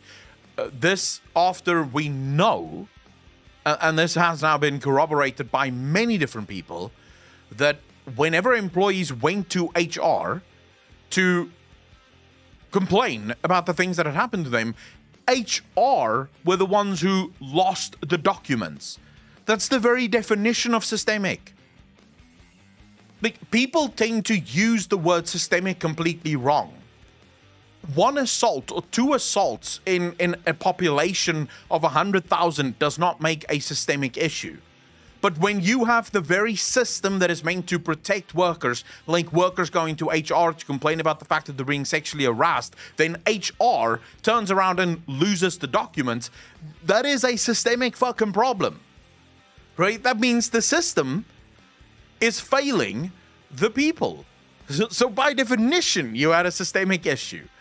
Now, maybe it didn't mean that every single female employee that worked at Blizzard Entertainment always experienced sexual harassment, and in that sense, you would be correct. It's not systemic in the understanding that most people on Twitter have about it, but it is systemic in that the system itself could not defend or protect the people that were going through this. And it's not just women, it's men too. There were multiple men who complained about HR just completely ignoring their calls for action. HR isn't there for the employees. HR is there to protect the company. Swanky Tiger, so this is a difficult thing to explain, because most people don't seem to be able to think past their own nose. But HR is absolutely there for the employees because HR's job is to protect the company. And I know that sounds like an oxymoron, but that's exactly what HR's original job is supposed to be. I'm not talking about what HR have become. The idea of HR is to make sure that things like these lawsuits do not happen. Not by losing the fucking documents or not by ignoring the problems, but by dealing with the problems so that it doesn't become a bigger problem. That's what HR is supposed to do. It's not what they do anymore. It's not been what they do for a long time. We know this, right? HR will protect the company by just basically hiding the evidence or firing people that make too much issue or too much noise. But the original idea behind HR was exactly that. They are meant to act on issues of racism, of sexual misconduct, of discrimination in such a way that these issues do not eventually end up in lawsuits. That's what HR was designed to do. And of course, that's not what they do anymore. Should be there for the employees, because if the employees are happy and protected from issues, the company is also happy and protected from lawsuits. Yes, pretty much.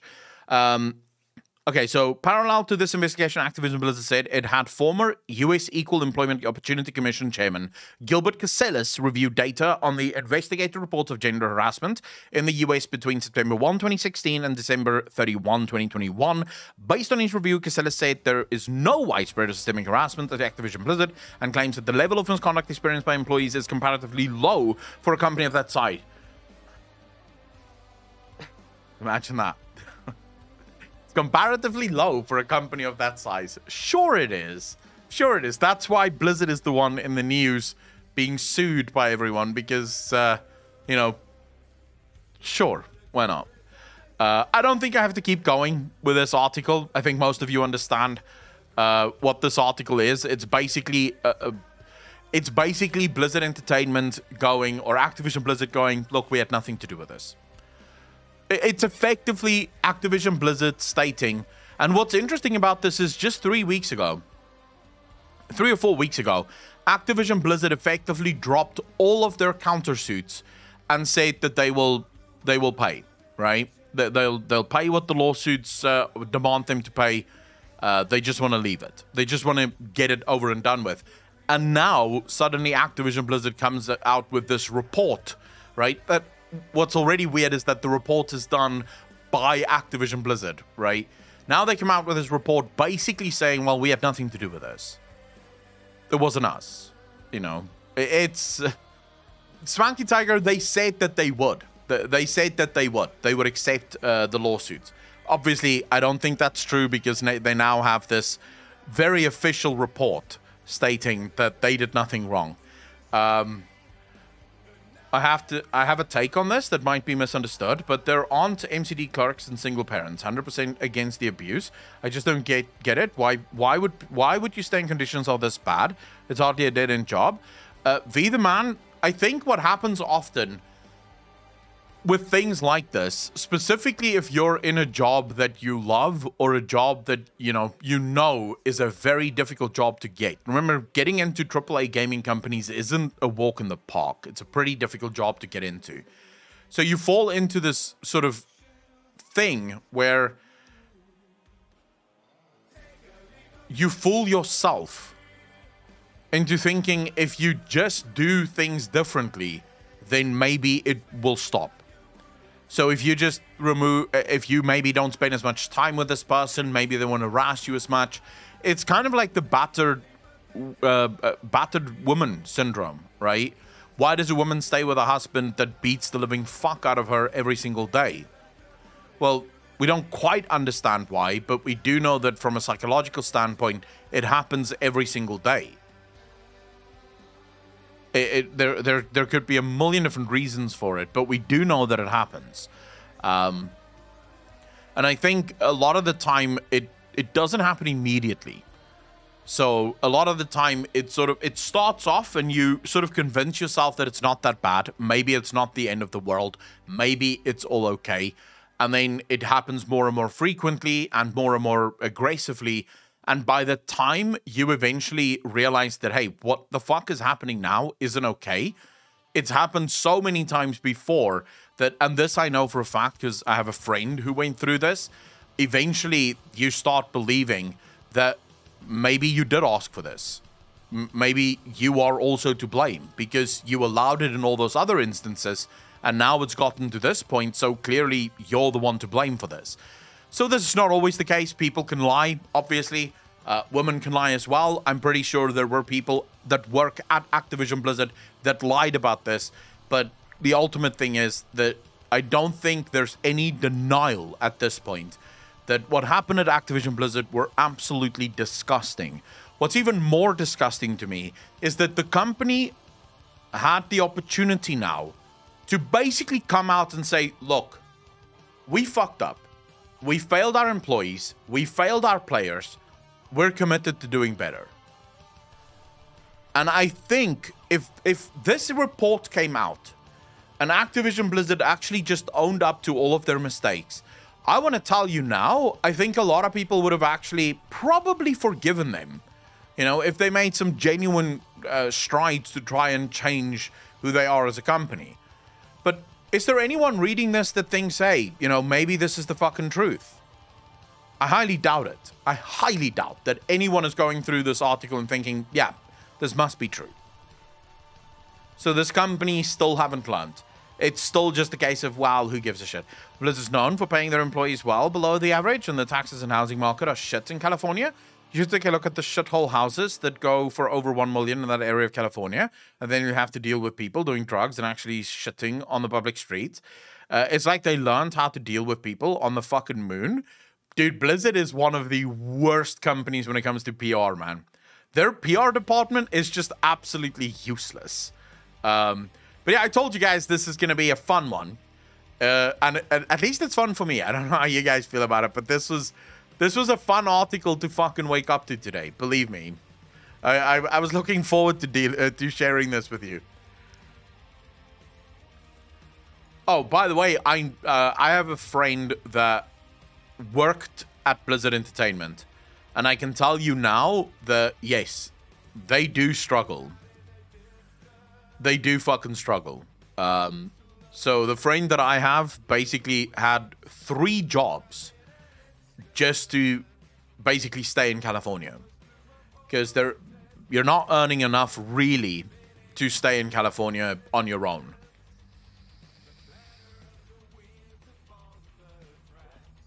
News, it just doesn't matter to me anymore. This matters to me ever so slightly because obviously I'm still involved in the lawsuits to some extent. I'm still involved with like when I say involved, I remember what happened during the lawsuits, and there is a part of me that wants to see what ends up happening with the lawsuits.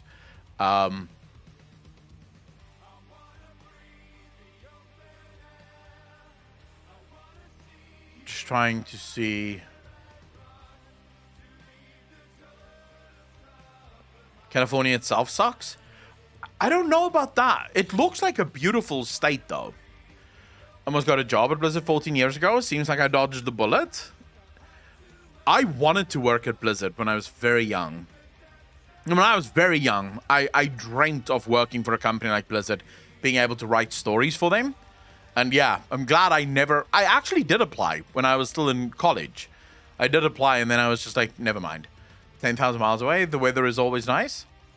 That's actually the main reason I would probably, if the state was being run better. Alaquire, thank you very much for the follow. Really appreciate that. Welcome to the channel. Thank you, thank you, thank you. It's probably the one reason I would move to California. Is the weather, if the state was being run better. Maria Pigeon, thank you so much for the deal. What's up, really appreciate it. 6 months in a row. Thank you, thank you, thank you. Echo, how are you? It's been a while. I missed you. Miss you too, Maria. How are you? Hope all is good. Going to fix computer desk and clean it while listening to you. Wish me luck. Good luck. I fucking hate cleaning. I despise cleaning. I care on a human level, person to person. I sympathize. I just can't spend energy on it halfway across the world. It's my job to spend energy on it, so I do it willingly. California is an awesome state if you can afford to live there. I wouldn't even say that. My issue is the taxes in California. I'm not a huge fan of paying taxes the best of fucking times. Why would I want to pay taxes when they're going to take so much of my fucking cash?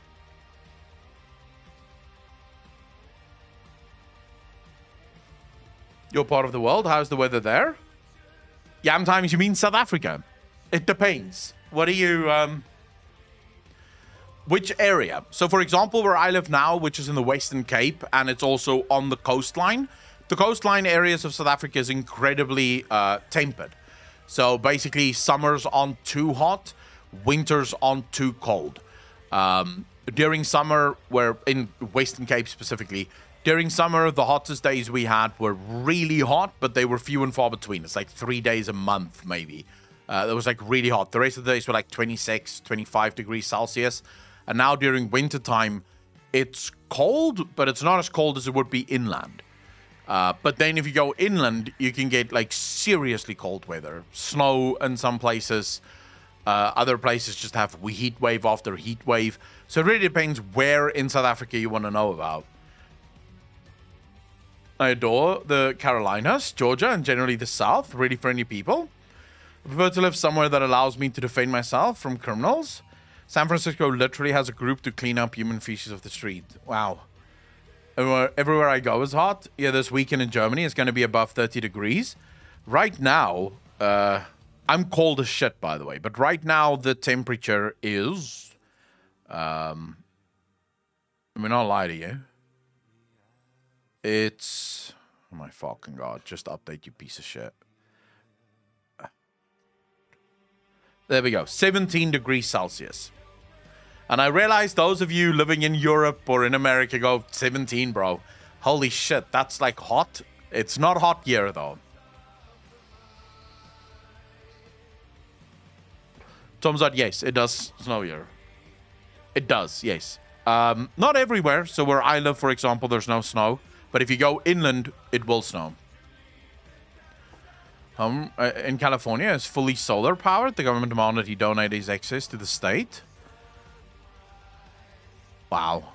What the fuck? It's like perfect temp? I wouldn't say it's perfect. It's cold. It was almost 38°C the other day here. Oof. Zofia. Well, good on you. Finally, no snow. Just heat. I'm so glad. Yeah, fuck the rest of you. All of you assholes that's living, you know, in the northern hemisphere right now. Go suck a dick, you assholes. Enjoy your summer. Just love it. Just love it. Gulp it down like a big hobo dick. I will not feel sorry for you because when I was in my summer and hot as fuck, you guys didn't give a fuck. So, it's your fault and it's your problem. Not mine. I'm living the life right now. It's cold. I have 2 jackets on. It's gorgeous. It's absolutely perfect. Hey, Summer, please hit Summer. Trade it with me. Fuck no. I'm not taking your summer as well. Dude, I'm one of the few South Africans. So most South Africans despise the cold. I'm one of the few South Africans that actually prefer the cold.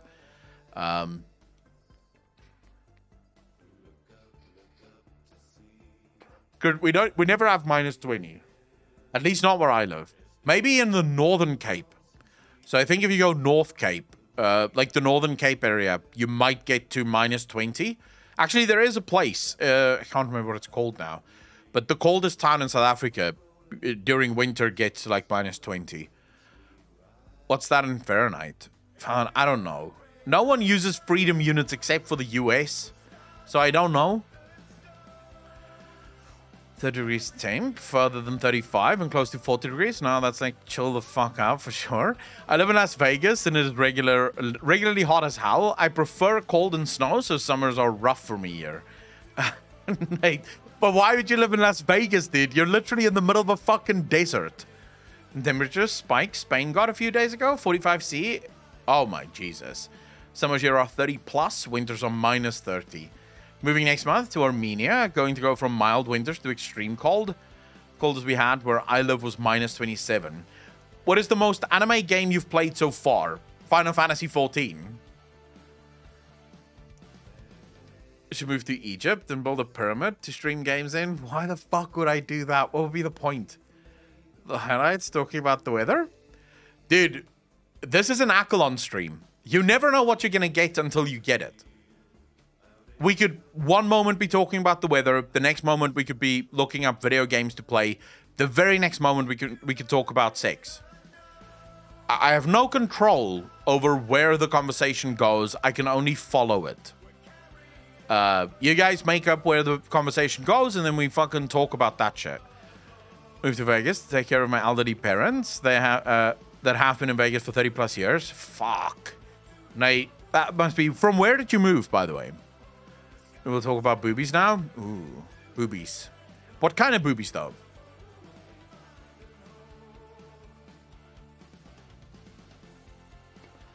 Tales of Berseria.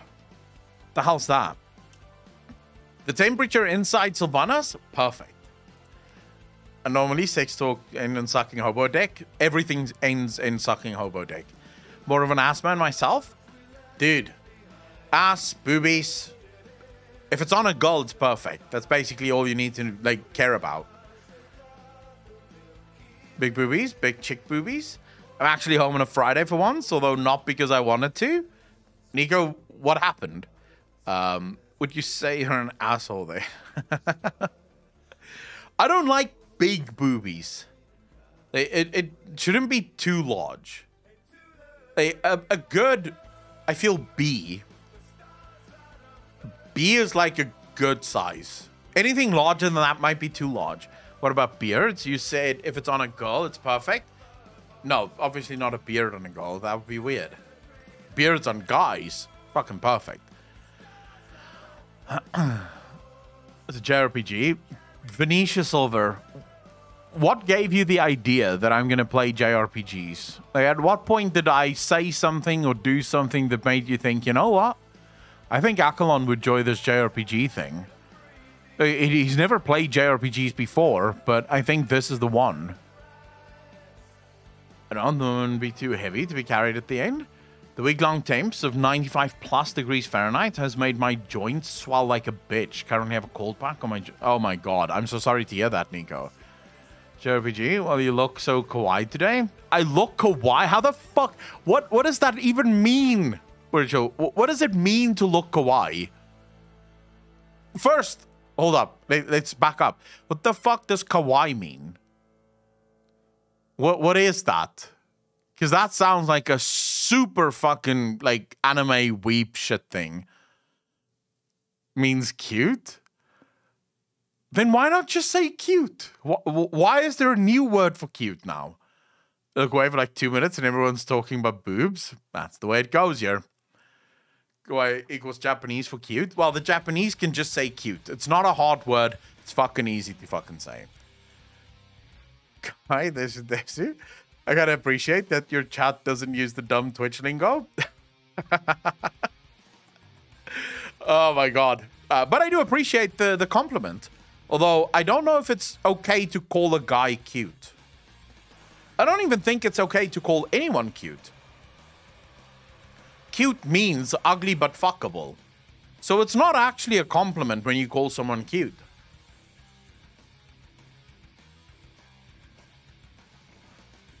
I don't know how offended I should be, but I know I should be offended. Why equals scared? Why equals scary? No joke. And sure meant you look fuckable to me. Rock, what are you doing? Literally, that is what cute means, though. Cute means ugly but fuckable. There's more with charm for me, not only looks. He's calling Arnold Schwarzenegger cute. Okay. Is he ugly but fuckable for you? Because if he is, then sure. Just means attractive in an innocent, endearing way. As a guy, there's nothing that reduces your sex drive to 0 faster than a girl calling you cute. It's like insta, well, thanks for fucking playing. If the girl goes, oh my god, you're so cute, you know, well, fuck me. This is never happening. I may as well just go out and fuck myself. Because I'm definitely not getting any here. I would feel weird, a guy cute, unless it's a baby. Guys equals handsome, girls equals pretty. I can only think of Dumb and Dumber quotes, so you think there is a chance. It's like you drop your pants and she goes, oh, so cute. It's not even friend zone. Like, cute is almost worse than friend zone. He's pretty nice. Yeah, but she would never say to you that you're pretty nice. Right? Because that she would say to her friends. So if a friend tells you that the girl said, oh my god, he's so nice, then you know you're fucked. But if she tells you, oh my god, you're so cute, that's how you know. Or, and this is something I have heard before, when you're talking to a girl and she's like, oh my god, any girl would be lucky to have you. It's like, why are you lying? Like, why the lie? Because if any girl would be lucky to have me, then you would be lucky to have me. But you saying any girl would be lucky to have me is basically you saying any girl but me.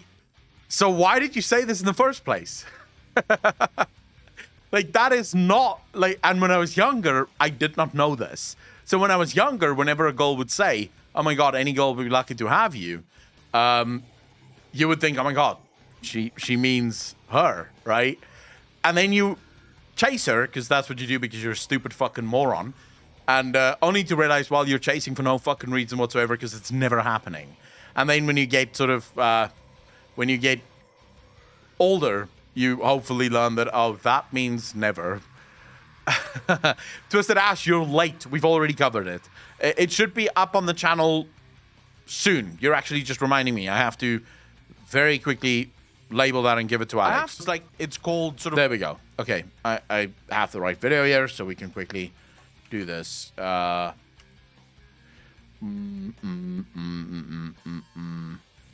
do I name this?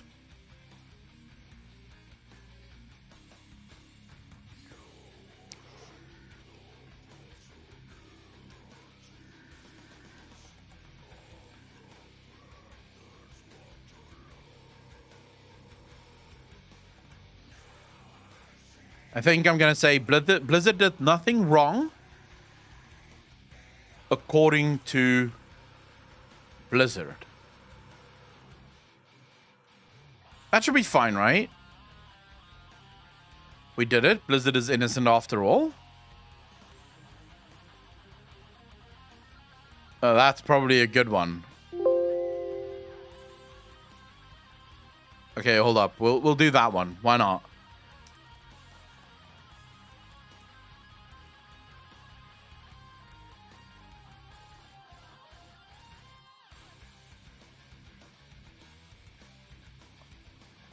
All right, I said we did it. Blizzard says Blizzard is innocent. Okay, that's the title for the video. We'll quickly upload it to the drive.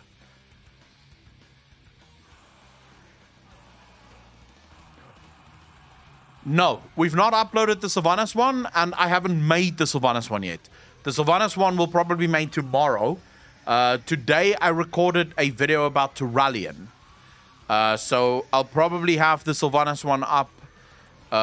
Like, I'll record it tomorrow, and it should... So the video about Turalian is going live tomorrow night, and then the Sylvanas one should be live on Monday night. So on Monday evening, 6 o'clock, my time, that's when it'll be. Did he stop the MSQ for now? Angels Matt, how you doing, bro? No, I haven't stopped anything. We'll probably be playing Final Fantasy on Monday and Sunday. Did you ever do a video on Garrosh? No. Well, long ago, but not anything recently. Why? Thing for the person. It's a negative tag. Objection, hearsay. Bobby isn't going anywhere until they stop turning over big and bigger. Bobby Kotick is done. No. Bobby Kotick is gone. Guys, don't even worry about it. Bobby Kotick, as soon as the sale goes through for Microsoft buying Activision Blizzard, Bobby Kotick is gone. They've all but confirmed that. So, no, Bobby Kotick is... I think Microsoft themselves don't want to work with Bobby Kotick. Oh my god, Akalon stopped playing a game for a few days. He's quit. Yeah, feels like it, right? As soon as I just don't play Final Fantasy for like a day, people are immediately like, oh my god, he's just not playing it anymore. Until MS changes their mind and vote to keep him on. I don't think they will, Mikey. I don't think Phil Spencer wants to work with Bobby Kotick.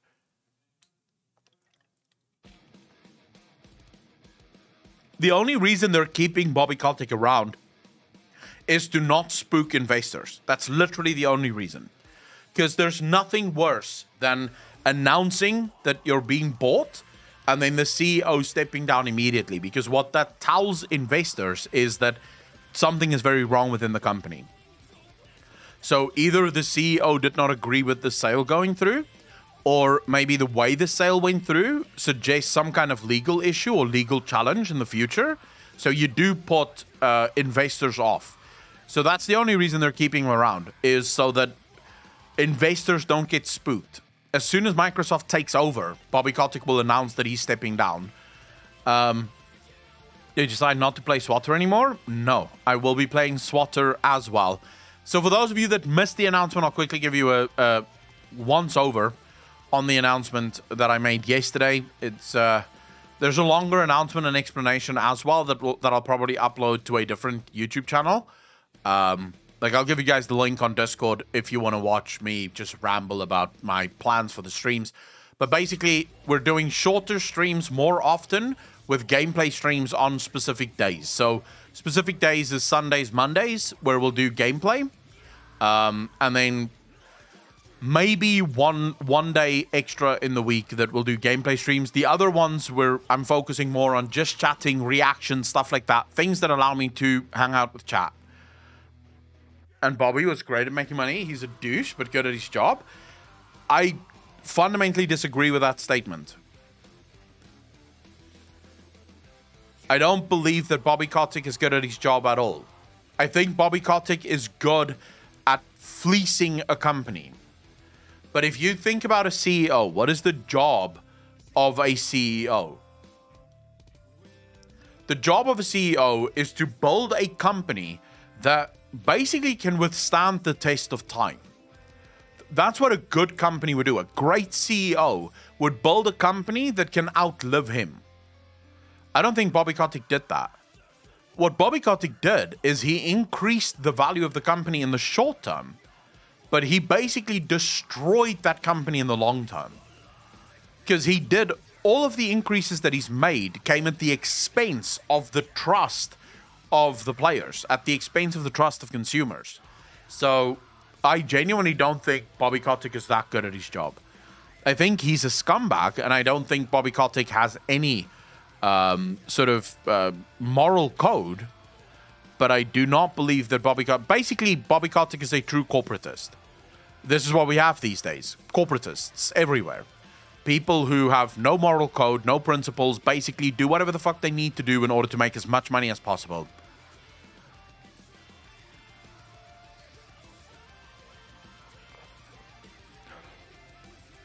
They're going to go into mobile games and appease to fuckers that just don't care. Not to mention Bobby Kotick took 70% of his own pocket to his own pocket. Virtual, yes, because I don't think the mobile gaming industry is sustainable. I don't think it's sustainable. I would be well surprised if it is actually sustainable. There is a reckoning coming, and it's one that I don't think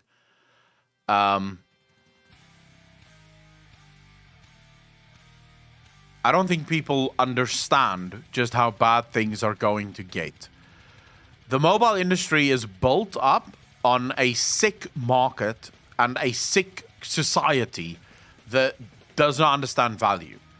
The second all of this shit comes crashing down, people are very quickly going to realize what value actually is. And once that happens, all of this mobile shit goes away.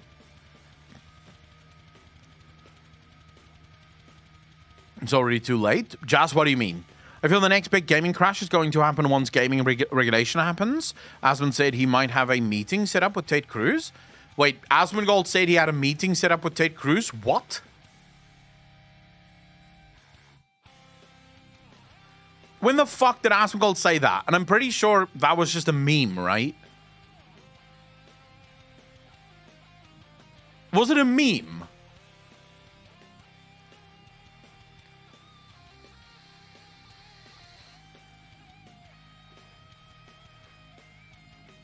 It has to be a joke. It's for real?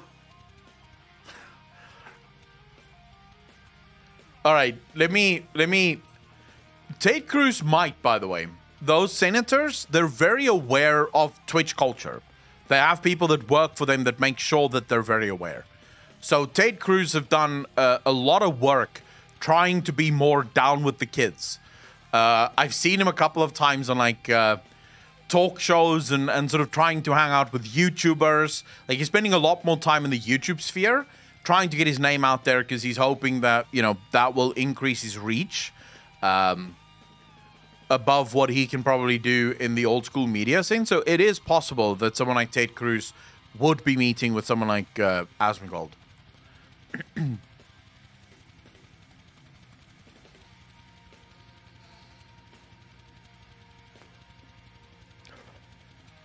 Swanky Tiger, yes. That Ted Cruz. Cruz was passed off at what happened with Blizzard and some of the other things going on in gaming. Fresh Skittles, how you doing, bro? First time chatter. Really appreciate you being here, brother.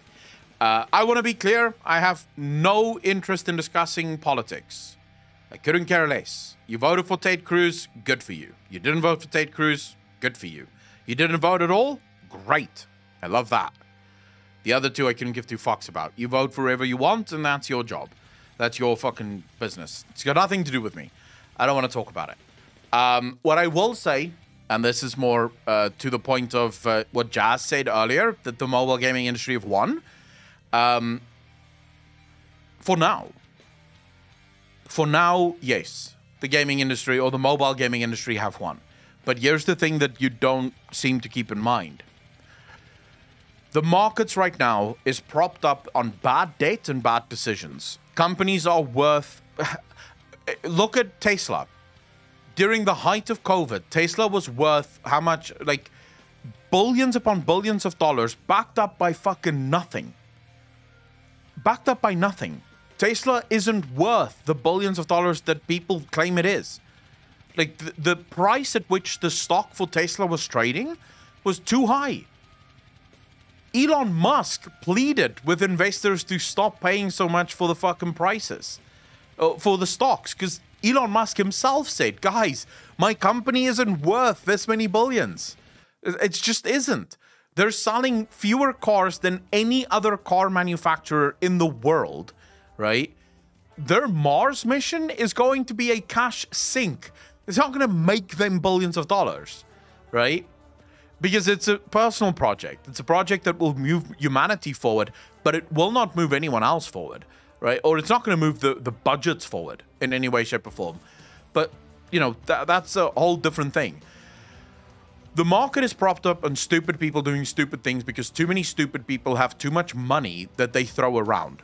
So you have mobile games right now running the show because everyone has all of this money that they don't know what to do with, and so they're spending it on bullshit.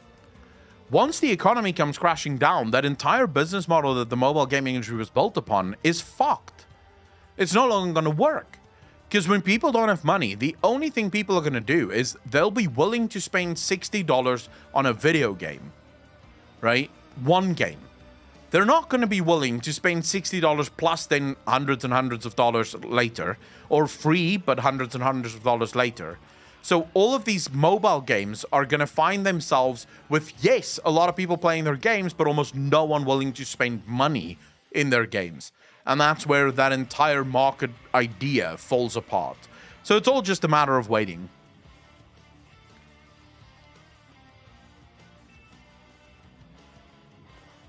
Mobile gaming will be hit by a legislative hammer. Similar, like casinos were back in the past. It's just a matter of time. I do want to see it collapse so hard. The markets are going to collapse. And yes, it's going to hurt a lot of us, myself included. It's going to hurt most of us in this chat. If you're in this chat and you earn over $10,000 a month, you're probably fine if you have money saved up. You're most likely fine. If, like myself and most people I'm assuming in this chat, you don't earn that much, we're all getting fucked. We are getting fucked at this at the next recession. So be ready for it. Because it's going to be tough, it's going to be rough, but it's necessary. This is brought to you by your favorite politicians, because all the previous recessions, they just outspent themselves trying to stave off the recession, and what ends up happening is you just move it forward. And the further you move it forward, the worse it gets. There will be a point where no amount of spending and no amount of stimulus will save the economy. The economy will have to go into recession, because recessions is the way that economies fix themselves.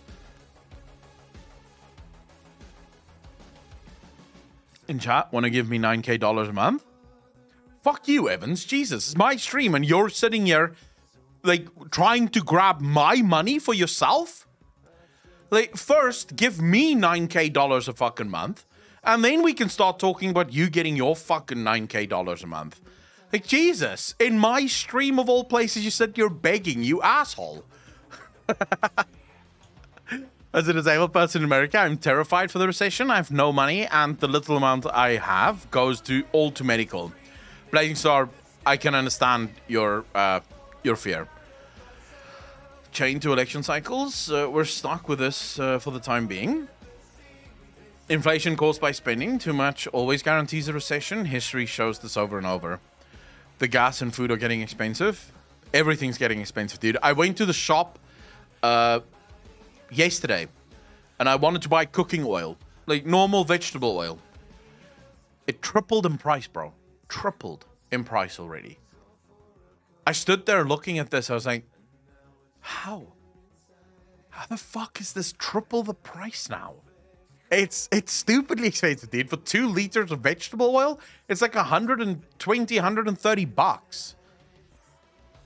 Pledge 5k per month if I get 9? Yeah, fuck you, bro. In fiat currency, doesn't inflation have 0 ceilings? Venetian silver, well, yeah, inflation can basically go as high as it wants. Zimbabwe at one point had about, I think, 100,000%. It was like inflation was 100,000%. What this meant was, just to be clear, what happened in Zimbabwe, because they did the same thing, by the way. They just printed money. That's how they thought that they would solve all of their problems, just print money. Their country hit recession and hyperinflation took place. What the recession meant, what that inflation meant in Zimbabwe, you walk into a store, right? You sit down and you order a coffee. The coffee is, say, $5. By the time you've received your coffee, the coffee had already quadrupled in price. Like, literally, in the 10 minutes that it takes you to get your coffee, the coffee is now 4 to 5 times more expensive. That's how Zimbabwe's economy worked. Like, people would basically just not have anything. They couldn't buy anything because most shops didn't know what to sell shit for. What's the economy like in South Africa? Fucked, but it's always been fucked. So it's just more fucked than what it was before, but still fucked.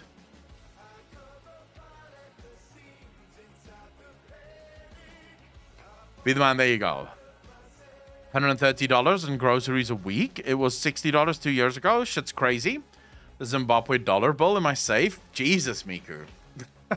It's basically worth nothing nowadays. The Zimbabwe dollar doesn't even exist, really.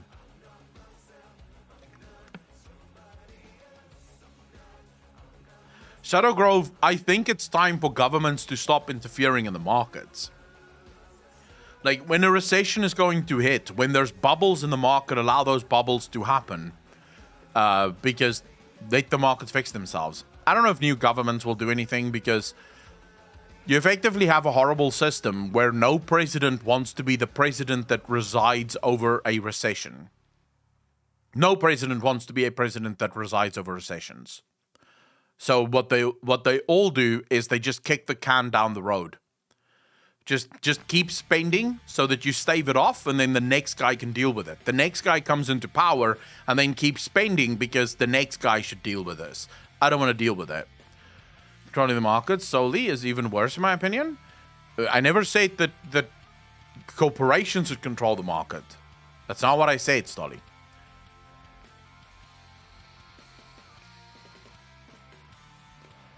Tyrion argument often. Friedman in particular. I'm a huge fan of Friedman.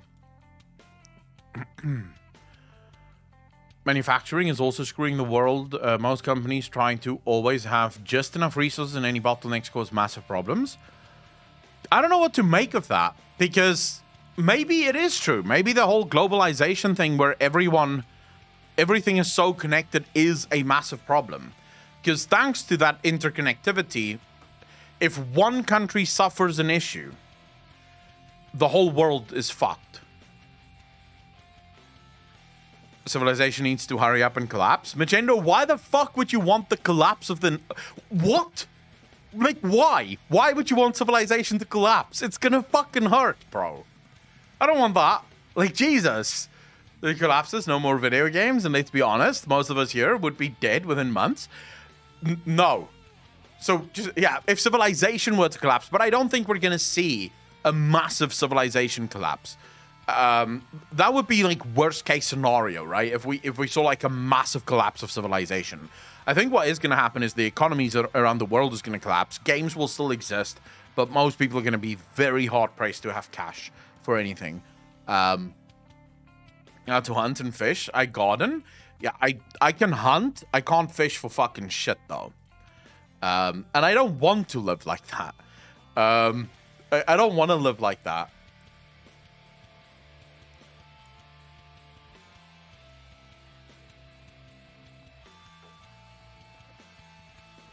Explanation. Gonna have to leave now. Just make sure to read it off the stream. I will, Stolly. Thank you very much. I really appreciate that. A meaningful life right now, if you choose to. Yes, it will hurt, but with every collapse, a new civilization rises is usually better than the previous. Yeah, but right now, if civilization were to collapse, it means the US will collapse. The country that is second in line to take over from the US is China. Do we really want to live in a world where China is the superpower? Like, I mean, I don't think that's going to be bad for South Africa per se. Because we were fucked either way. I don't think... It doesn't matter who the superpower is. South Africa is fucked regardless. But still.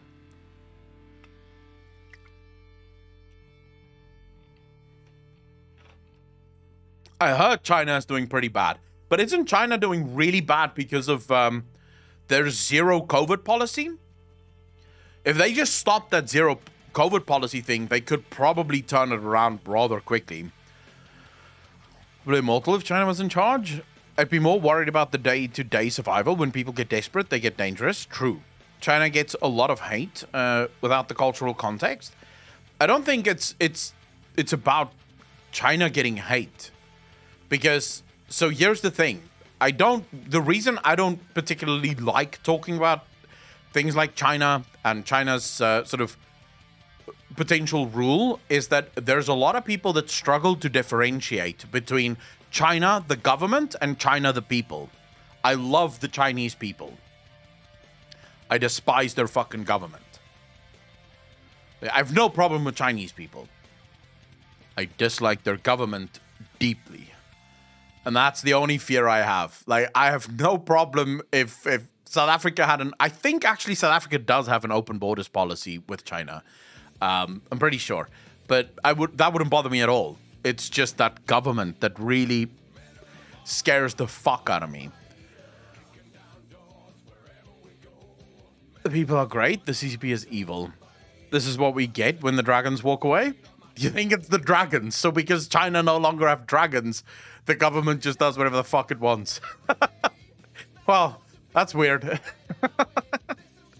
Yeah, fuck it. If they still had dragons, the government wouldn't be able to do the fucking shit that they're doing. This fucking chat, dude, I love it. Nick D, welcome back.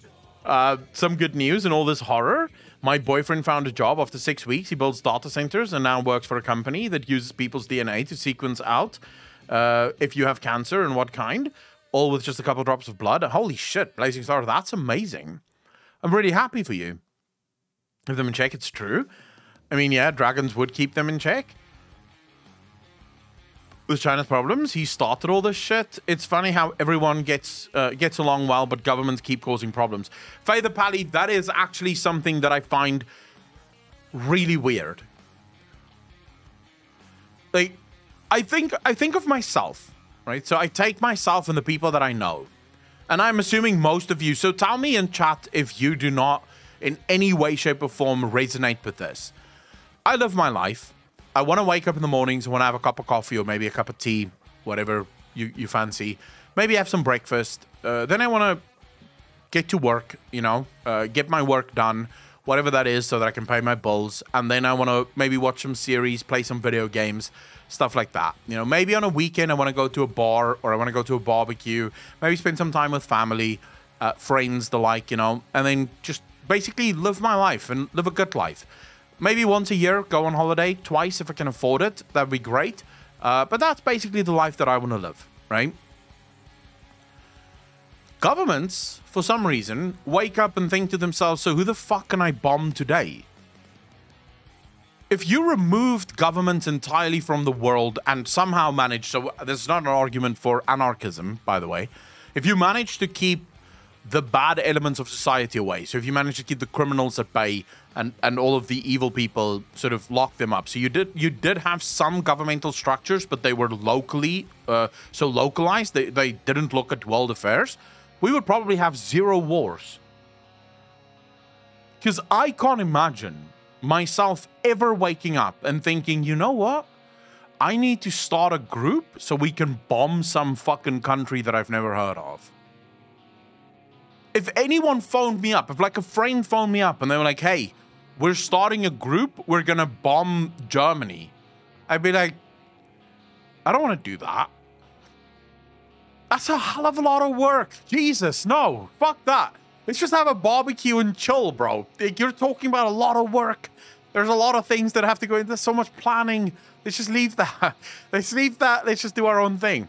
I actually think it is the majority, Vida Man. I don't think the vast majority of human beings on the planet would dream of violence or bad shit or doing bad shit to each other. I think the vast majority of humans on the planet just want to live their lives. That's it. They just want to live their lives. They have no interest in fucking with anyone else's or telling anyone else what they should or shouldn't do. They just want to, you know, live and be merry and, you know, do whatever they do normally.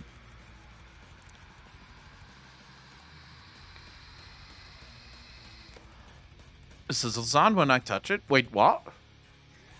I don't think your hair should ever make a sizzle sound when it's got soap in it.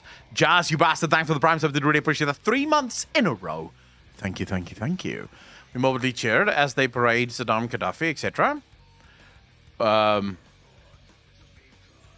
To be fair, though, again, these were people who were... Basically, the population was prepared to believe that these were the most evil people in the world. I still remember whenever the Twin Towers got hit, and it sort of came out that this was Saddam Hussein, not Saddam Hussein, it was Osama bin Laden and his group that had bombed the planes. And then suddenly America announces that it's going to war with a country that had fuck all to do with the planes. I still remember looking at my mum and I was like, why are they attacking Iraq? Like, this makes no sense. Didn't they say that this Osama bin Laden guy was in, like, I think in Pakistan at the time? So why are they invading this country that had nothing to do with the planes going anywhere? It was just weird. It was just like, oh, never mind. The UK reminds me of this country that this guy, like this toddler in school that gets bullied by the bigger guy. And then because he can't hit the bigger guy, he just punches his friend that's sitting next to him. Just punches like an innocent bystander because he can't punch the bully. Sort of that thing. You know, I was very confused by the whole thing. If we could go back to villages, towns, tribes, but keep a global cooperative network with each other, we could easily reach Type 1 civilization on time. I actually agree with that. I 100% agree with that. We were lied to, and then they changed the story. It's still confusing to me how you have presidents and government officials lying, straight up lying to their people, and nothing happens to them. If you lie to the government, you go to jail. But when they lie to you, they get to retire and still be paid every single month for the lies that they told you. That is... yeah, that is fucking bonkers to me.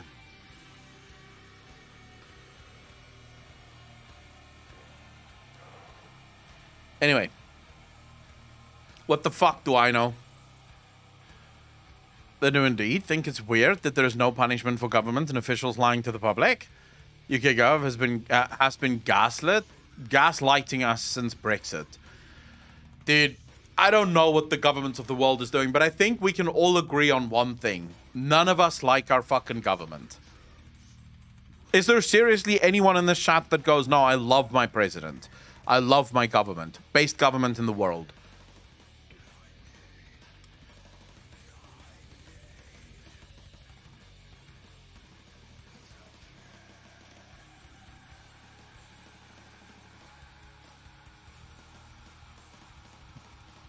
Never heard that in my life. I don't hate the Swiss government. I hate our government, man, but there are some great people in this country. I'd rather we spend our time and money helping each other. Japan or Switzerland, I love the government if I am the king of this government. To quote my favorite rapper, you lie to the government, they'll put you in prison. But if they lie to all of us, it's called a politician. China has to. Japan hates their government. Base government here in South Africa for sure. This is true though. My government is absolutely next level. You guys have no idea. You want to live in a country where the government is one with the people? Come to South Africa. You'll be surprised. Best country in the world, hands down.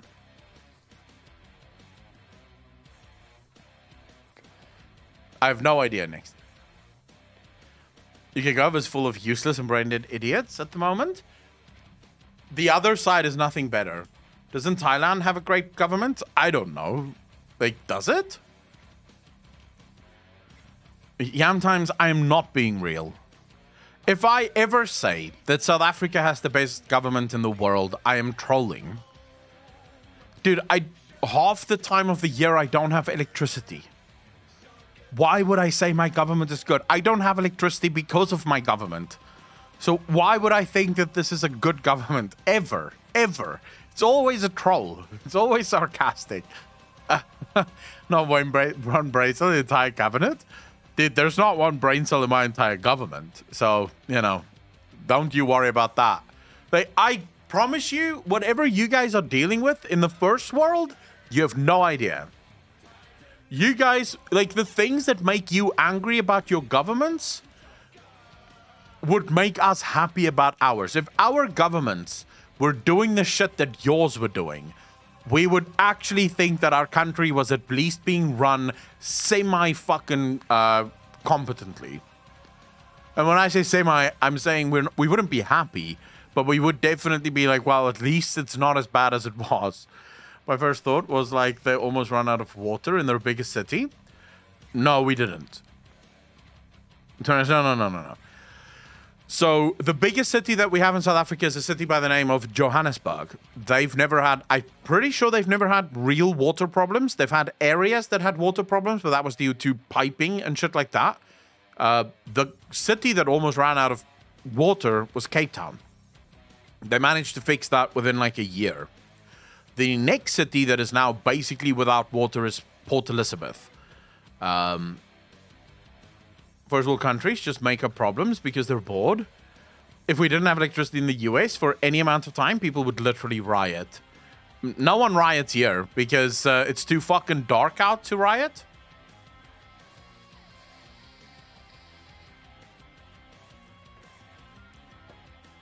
UKR causing more risky involvement in the UKR-Russia war? No, I don't think so. This world is basically at a stage where pick the lesser of evils. It's always been at that stage, I feel. A lot of conspiracy theorists have claimed South Africa is controlled by the UN.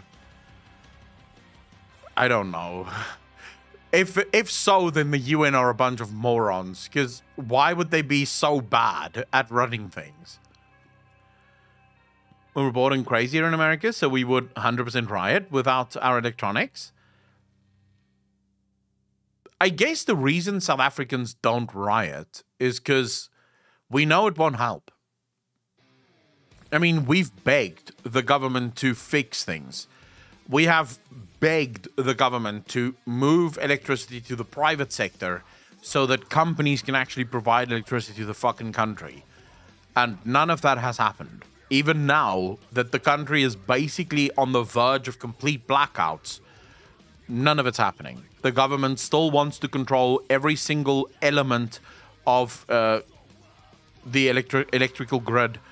They want to approve every single independent power producer that wants to set up a power station in South Africa, and those permits cost money.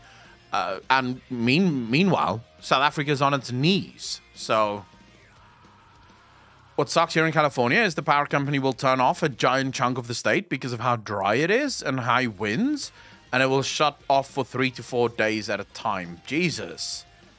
I've heard California have some problems every once in a while. By boomers going senile, all they've been doing is fucking over younger generations. Like most of us went to go riot during the BLM protest because it was something new to do.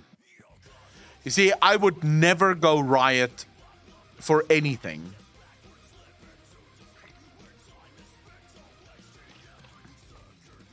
I want to be very clear on this. I am not an activist, nor will I ever be an activist. I will complain, because I can do that very well, and also I can do that in the comfort of my own home. But if you want me to actually act in order to change things, that's too much effort. I'm not fucking doing it. I'll be right behind you. I'm like, yeah, you go, girl. You go fucking change the world. I will not join you, because that's effort. If you're gonna ask me to spend an entire day out on the street fucking protesting some bullshit, I could spend that exact same amount of time playing a video game. I'm not doing it. This is as simple as it gets. I don't care how bad things get. I am not protesting for fucking anything. Alright, when I can't afford food, only specific parts of the US are the first world nation, the rest is second, and a couple of third. So true. I'm not going outside touching grass. Change nothing. It's about imposing costs. I gotta say, I really enjoy your sincerity. Virgil, I'm just being honest with you. I have no interest in changing the world.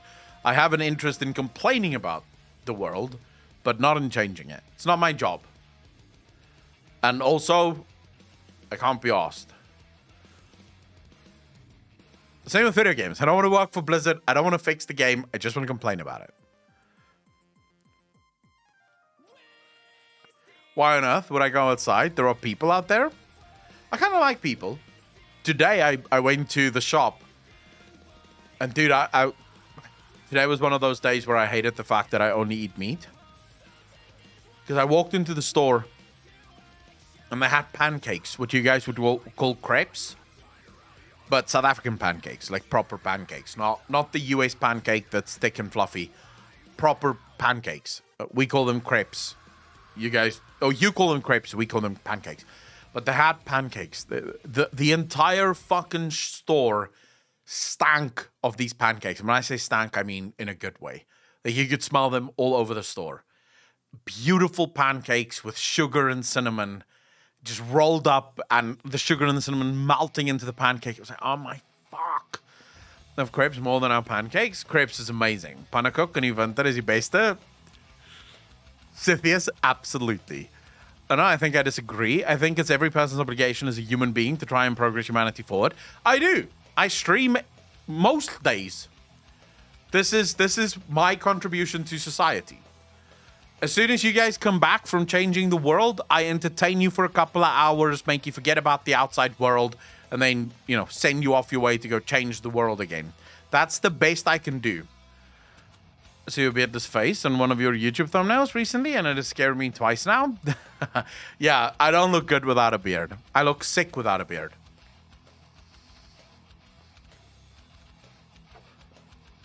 BH. They have these 4 burners, gas burners, with pans on them, and just going, bro. Just fucking going. Like, just pancake batter on, pancake batter on, pancake batter on. You just see the efficiency of them rolling it. It's so beautiful. And it's so cheap. It's so fucking cheap. You could get like 10 for $30. If you want 10 pancakes, $30. There you go. Grab your 10. It's super cheap. My stomach's growling. I can only get so hungry. I grew out of a new change of that changing the world phase at 26. I just want to live now. Mind if I ask if there is a timetable to being back on FF14? Raider Glace, probably this Sunday. There's some pop with that place. I don't like pop though. Crepe with Nutella, food for gods. Yeah, I don't like that off the work. No. No. I don't want anything other than sugar and cinnamon on my pancake. There's nothing better. Like, I promise you now, go and make some crepes. Or, yeah, I hate that word. It means nothing to me. It should be called pancakes, but fucking anyway. Go and make yourself some pancakes. South African pancakes. Then you get sugar and cinnamon. You mix the sugar and cinnamon ahead of time so that it's already nicely mixed. You put a generous helping of that on the warm pancake. So it still has to be hot, just off the pan. And then you roll it up. So you literally roll it. So now it's got layers of sugar and cinnamon. And just wait a bit, because that sugar and cinnamon, it's going to start melting. Like it forms a little syrup inside that hot fucking pancake. Bro, you have not tasted something that fucking good in your life, guaranteed.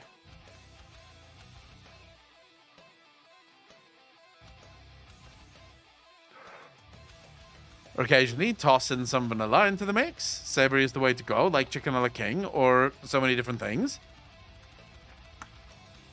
Diabetes, it's kind of like a cinnamon roll, but with pancake batter.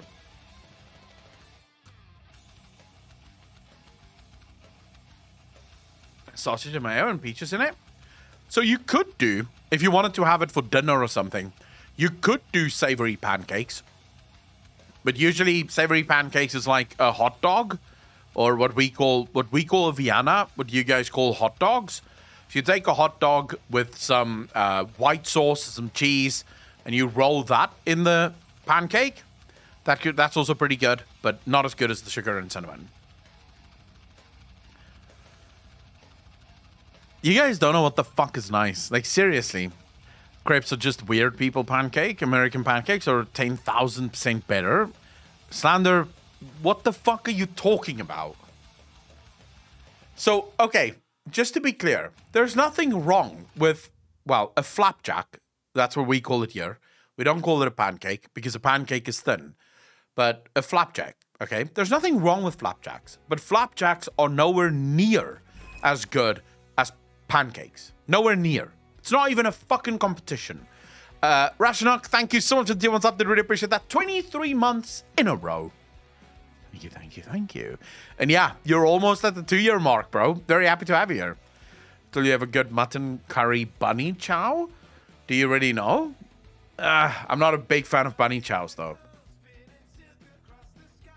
Has never had real maple syrup, which is why he thinks sugar and cinnamon. I have had maple syrup. I've had real maple syrup before. It's stupid expensive in South Africa, but I have had it. Every single maple syrup bottle in South Africa has a product of Canada on it, and it has the dollar price on it, not the rand price on it. So it is all imported straight from you fucks. It's still not good. It's not good. I mean, I'm lying when I say that it's not good. It's great. It's better than any other syrup. But it does not beat sugar and cinnamon.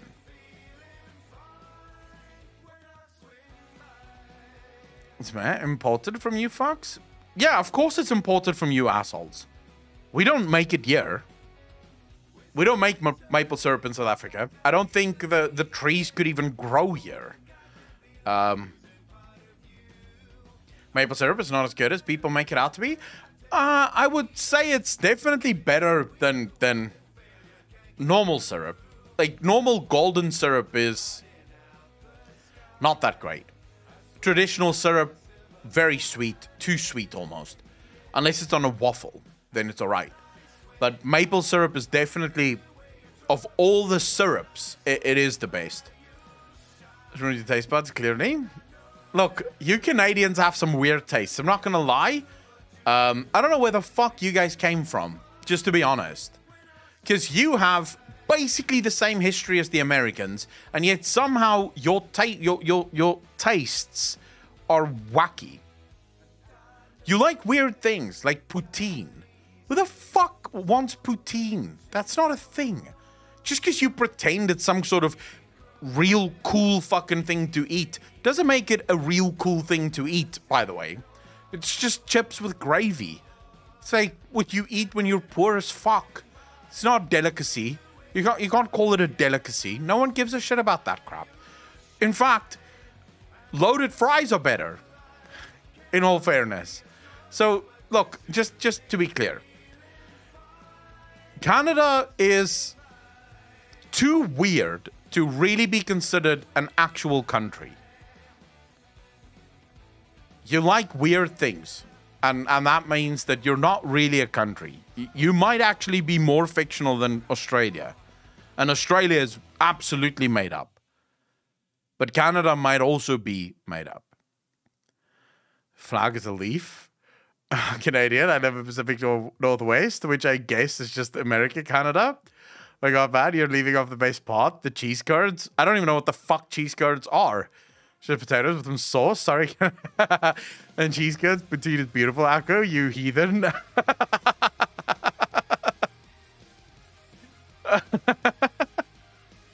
I've got all your beats of bad food. Jellied eels, the most foul food ever. Dude, that sounds horrid. Tony the Potty Boys, what would they do? They're not going to do shit. The game playthrough? What playthrough? So sorry, you have the worst take in the history of ever. Oh my God, look at all the Canadians coming out to defend their made-up fucking country. Oh my God, he said something bad about Canada. Let's clap back, but not too rudely, because, you know, we don't actually have the ability to be rude because we know our country sucks dick. So we'll just politely tell him, fuck you, but not too harshly because we don't want to hurt his feelings.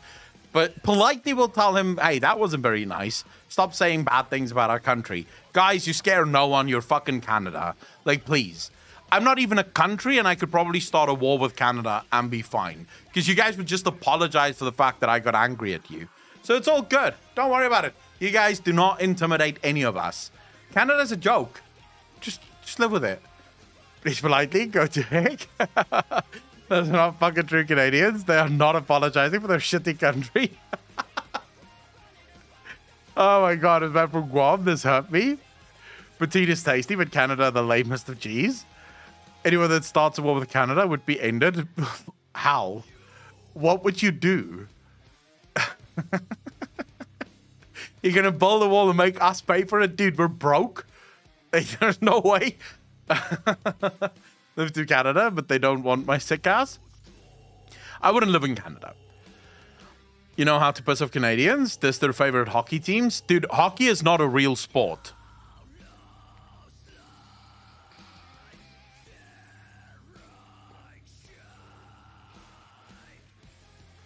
I have no interest in living in Canada.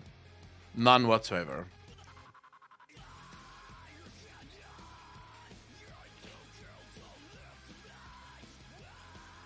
Ron's dressing is better than maple syrup.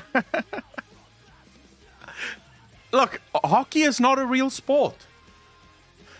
What fucking sport, right, exists where you play with a small little fucking hockey puck like this that no one can see? Don't pretend like you can. You're watching the game and you pretend like you know what the fuck is going on. Only thing you know is the direction that all the players are running in, and you think to yourself, oh, I'm chasing, I guess they're chasing the fucking puck. I don't know where the puck is. It might be there. It might not be there. Who the fuck knows? It's basically action golf. Because golf is also stupid, also not a sport, should not exist. Why would you watch a game like that? It's one guy fucking kicking, like, hitting the ball away and then walking and hitting the ball again. That's not a sport. I could do that in my fucking sleep. I don't even need training. I can hit the ball. Just because there's a hole doesn't make it a sport. And with hockey, it's sort of like, oh, here's two nets. If you can get this fucking invisible little puck into one of the nets, or pretend like you do because the refs don't even know where the fucking puck is, then you win. Hey, you know, that's not a sport. Sorry, it's not a fucking sport. It's basically just an excuse to punch each other. That's what hockey is. You just need an excuse to punch someone else. And you decided to make it really fucking easy by allowing the rules of the game to make no fucking sense to any human being ever. I have no idea what happens in NFL. 2 years ago, I've never watched a single NFL game. It takes me about a month and a half of watching the highlights of NFL to know what the fuck the NFL is all about. I don't know all of the rules, but I understand most of them. I have watched so many hockey games, I still don't even know when the fucking game starts.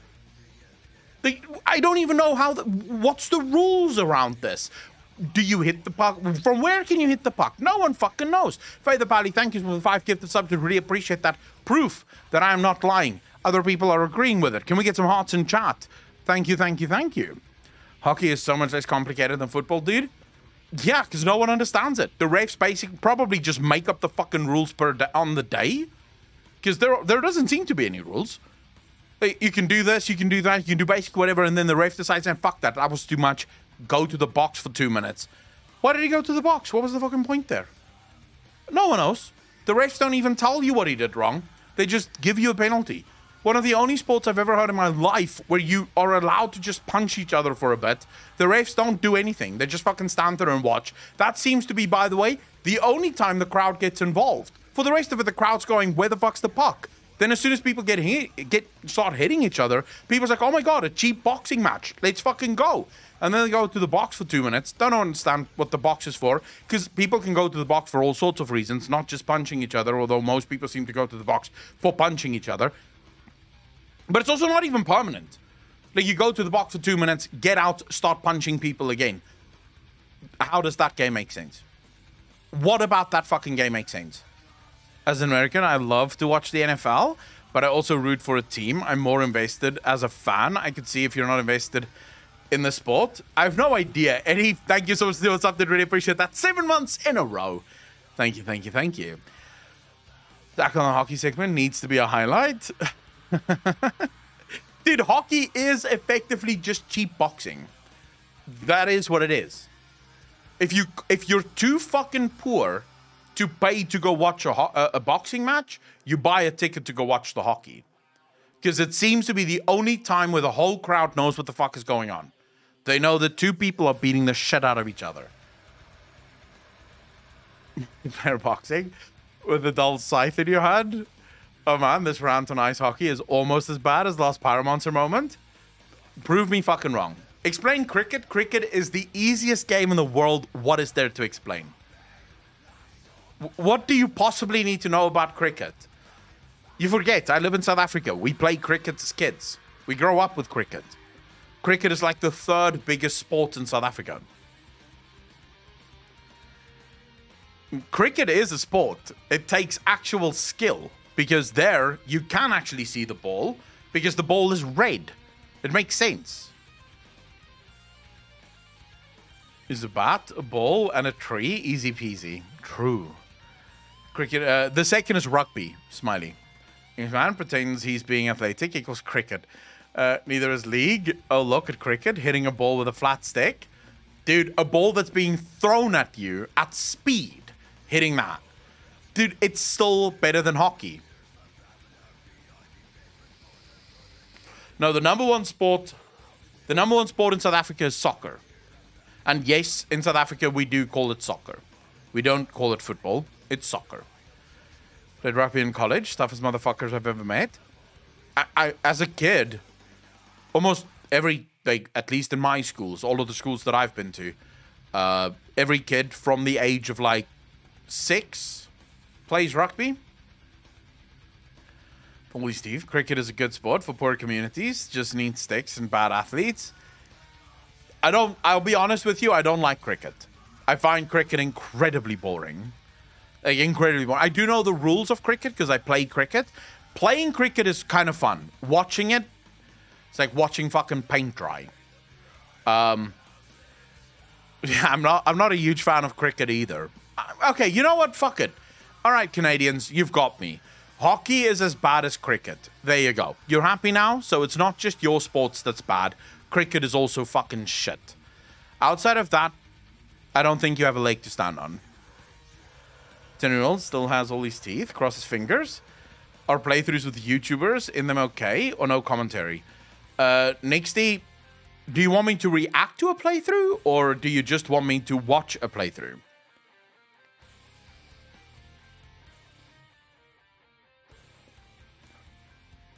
The best thing to happen to cricket was the T20 and IPL, short, fast action games. The IPL can be fun, but only the highlights. I need it even shorter. Next thing you know, he'll be saying how Nickelback is a bad band. Dude. The best thing about Nickelback is that the lead singer for Nickelback dated Avril Lavigne.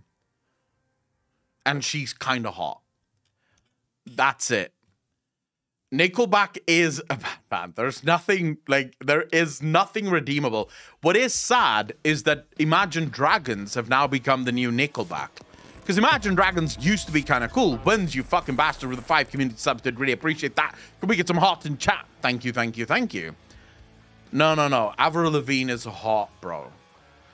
Like, Avril Lavigne is one of those girls that you go, yep, would fuck, would marry, easy. I'm a skater boy, Akko. Please play cricket with me. No, I don't want to play cricket. I'm in a pack with the devil. She's still as beautiful as ever.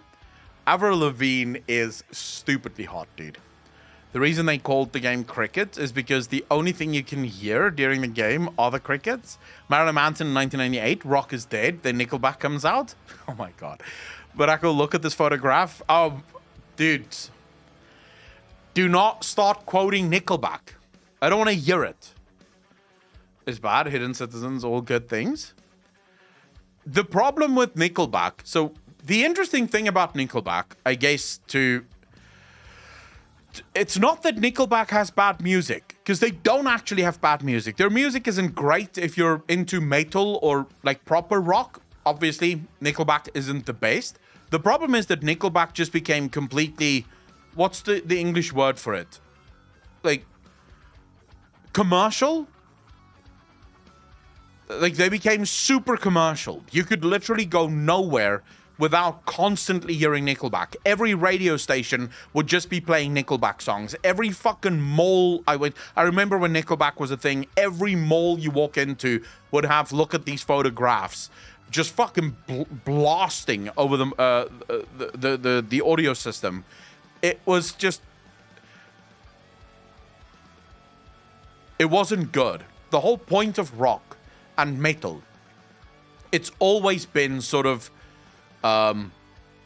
underground, you know. It's always been a sort of underground thing. It has never been a mainstream music thing.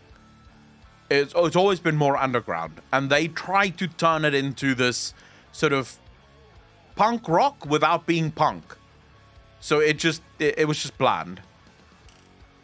This is how you remind me of what I really am. I fucking hate you. I hate all of you. Stop quoting Nickelback songs, you morons. We're not doing this. We're not fucking doing this.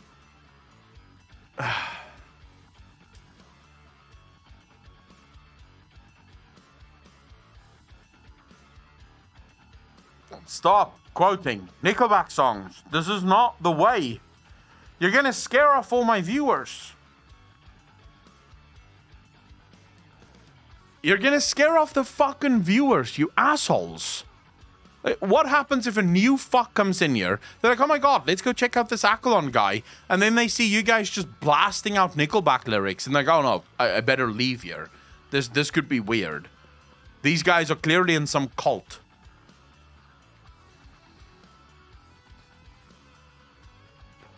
Omi, it's my absolute pleasure. What if today was your last day? If today's my last day, I'm fucked. What's happening to me today? After today, rather.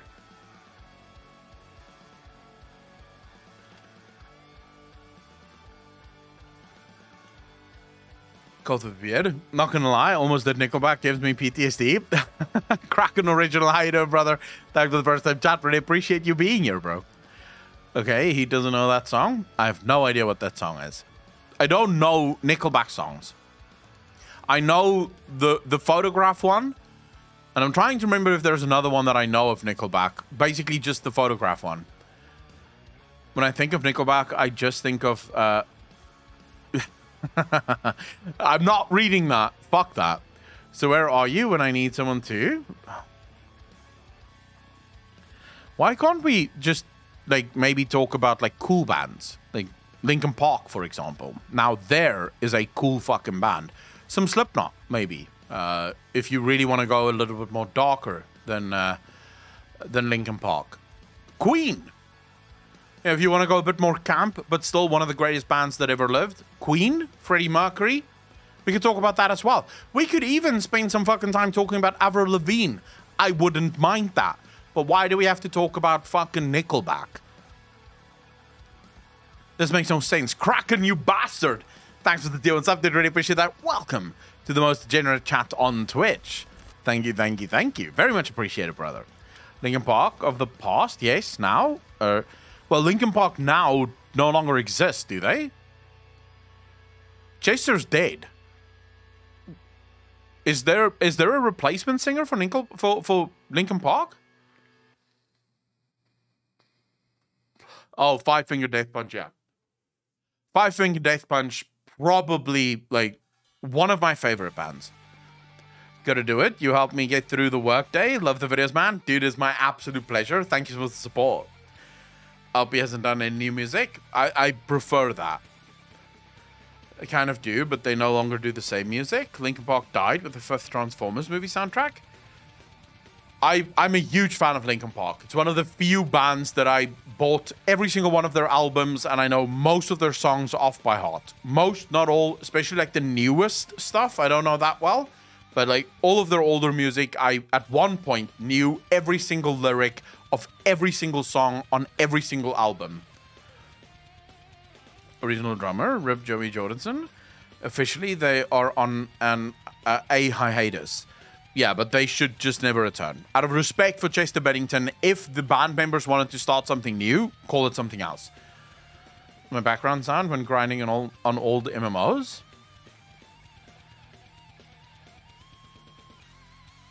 They were great until they started getting preachy. Champions for the Light. I sort of loved their... So there's a couple of songs from Linkin Park that if you listen to them, especially the newer songs were written by Chester himself. And there's a couple of songs there, when you listen to the lyrics, the fact that no one knew that this guy was going to take his own life is actually kind of astounding. Like, you listen to the lyrics of those songs and he's effectively telling people, I'm not happy. There are some of those songs that's just absolutely fucking insanely sad.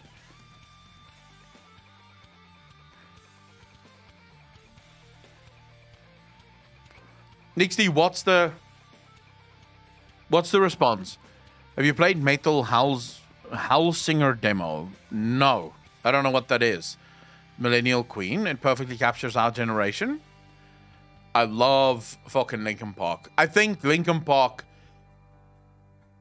I think anyone that claims that Chester Bennington isn't one of the best frontmen of a band ever is fucking trolling. Both, but I don't want you to get in trouble for showing YouTubers if it's not allowed or wanted on the channel, because it's for Soma and I want to hear your comment on the game. Nixty, I won't react to a full playthrough, because that would not be fair to the YouTuber that's making, because it's not like a reaction then.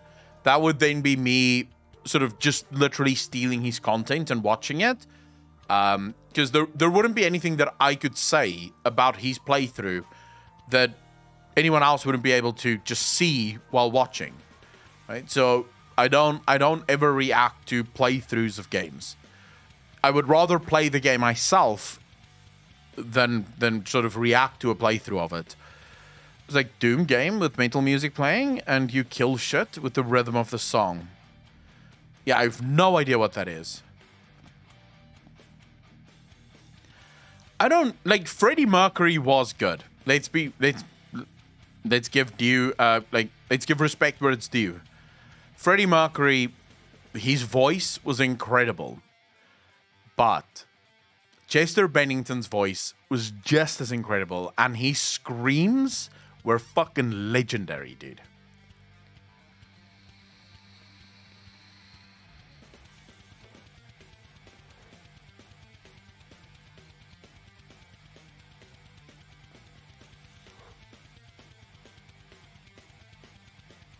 Made me look up my old Linkin Park albums. There you go, son. There you fucking go, bro. Sum up on Steam and play it. Next year I can check it out. Yeah, sure. I feel like next month, or rather next week probably, I should probably get Alden Ring. Because there's been quite a few people that's been hounding me to play Alden Ring. I should probably get it.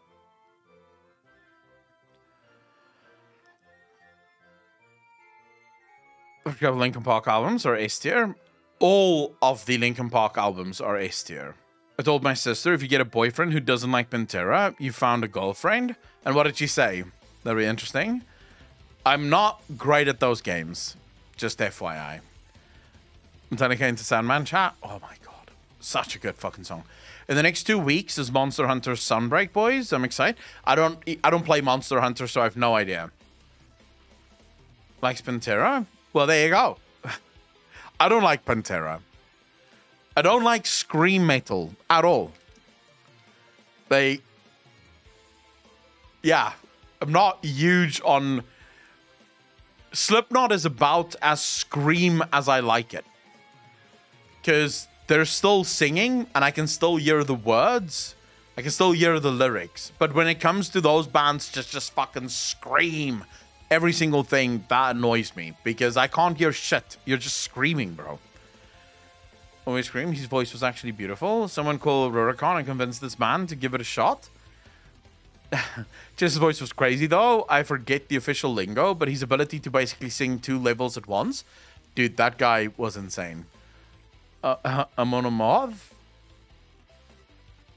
Why does that sound like a band that I used to know? Linkin Park is on my gym music list. So is Katy Perry, so I can't judge. You listen to Katy Perry while you gym. What about that hypes you? Unless, of course, the reason you listen to Katy Perry while you gym is so that you work out harder because maybe you can fuck Katy Perry? But why would you... There's nothing hype about her music. So pumped. It gets you pumped as fuck, does it? She's got some bangers. They just write songs about Norse mythology. Dream Theater is another great metal band. That song does rock. Now, man, I go even further. Beyond I Kissed a Girl, and I liked it, is my anime theme song. You guys are weird. I would not listen. So I don't even listen to music at the gym.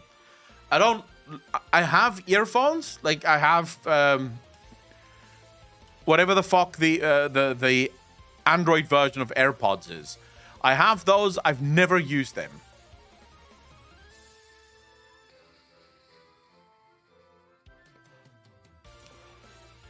I don't listen to music at the gym.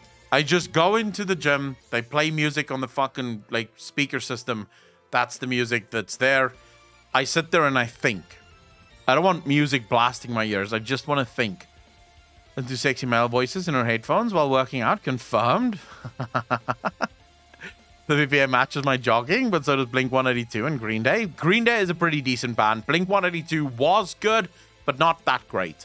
Angels and Airwaves was better, in my opinion, than Blink-182. At least with some of their songs. Not all of the songs, but some of their songs were better. Considered while in utero, it was the only time it was calm. Holy shit. Man, I hate the music they play at the gym. I don't care about the music that they play at the gym. Because when I go to the gym, I think. I absolutely just spend all of my time thinking. I don't want to listen to music because then I can't think. So everything sort of drowns out at the gym. I don't even notice people at the gym. I don't even notice who is in the same room or in the same area as me. I just sort of walk around in between sets and just think and then sit down and train and then get back to thinking. Have you heard of Spirit Box? Amazing heavy music with an amazing vocalist. I'm going to save you guys a lot of time. I don't really listen to music. I used to be heavily into music when Chester Bennington was still alive. Nowadays, the only time I will listen to music is there's a couple of YouTube channels that do like piano versions of things, and then they'll make it sort of harder, or like they'll show the most difficult way to play a specific song. Outside of that, I never listen to music ever. I can't remember the last time I've sat down on YouTube to look up a song of something. Snubby, how you doing, brother? Guys in their 50s singing about what's it like to be a teenager. Green Day isn't around anymore, is it? To a real gym, Thai boxing gym has everything I need. There's no Thai boxing in South Africa, so yeah, that's not going to happen for me. I don't even listen to music in the car. The radio in my car have not been turned on in over... Actually, I think it's... The last time we turned it on was when we drove from Pretoria to Cape Town. And it was only on because we had Google Maps open. So that the lady of Google Maps could tell us when to turn and where to go. Outside of that, I don't have the radio on in the car. Because again, in the car, it's time to think. Like, you could just let your mind wander when you're in the car. It was actually one of my favorite things in college. Driving to... Because I went to college in Pretoria, which is like the second largest city in South Africa. And so there's a lot of fucking... there's like a shit ton of traffic. So whenever I go to college, it would take like an hour, hour and a half. And I would just sit in traffic with a coffee, my cigarettes, and I would just fucking smoke, dude. Just smoke away, sitting in traffic for an hour and a half, just thinking. Just fucking chilling, bro. So that's sort of my life. That's what I enjoy doing in the car. I don't like listening to music. It seems to me that a lot of you are very much, or at least a lot more into music than I am.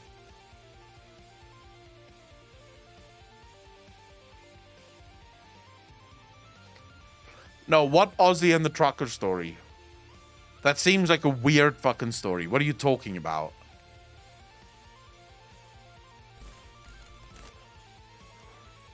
No music either. I want to be focused all the time when I would drive. What would you be focused on? On the fucking... On the road. Driving is not that hard. You don't have to focus that hard, Digit. Like, you can just think. Just allow your mind to go. Echo doesn't like music, doesn't like sports, but likes to sit in the gym and think. Hey, I do too like sports. What do you mean I don't like sports? I have a sport that I watch every single week, bro. I do watch sports. Let me show you. I'm not on my main YouTube channel, so it's not going to pop up. But here's my sport. This is what I'm going to be watching after the stream. Is this. I'm not allowed to show you this because they'll fucking copyright claim it. But it's the LEC. It literally started today. My team probably already fucking played. So that's what I'm going to be doing today. And this is a sport. You got banned from Texas for a while? It's not a sport? You don't think this is a sport? What are you talking about this isn't a sport?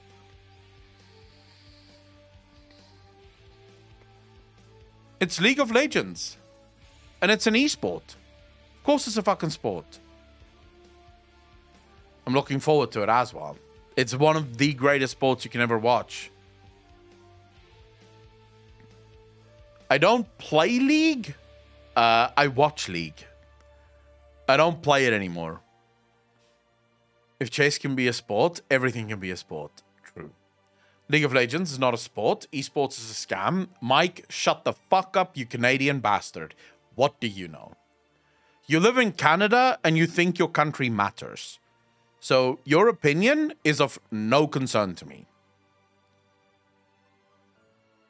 So it's a lot of shit for someone that follows a fake sport. Oh my god, fake sport. Listen to that. On watching golf, Echo. It's not golf. How the fuck is League of Legends golf? You guys have never even watched League of Legends. What are you talking about? Never really played League, Echo. Farming bots is not League. I did play League for a long time. I played League ranked. I just no longer. I find it too stressful. I don't like stressing. Wait, this is what? That you can't run Win on a Mac? Dude, there's no fucking way that this PC is a real PC.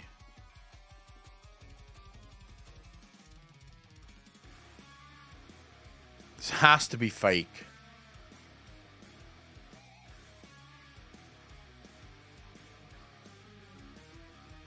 No chance that that is real. It's absolute bullshit, that is. Or sport, at least you walk. Oh my god.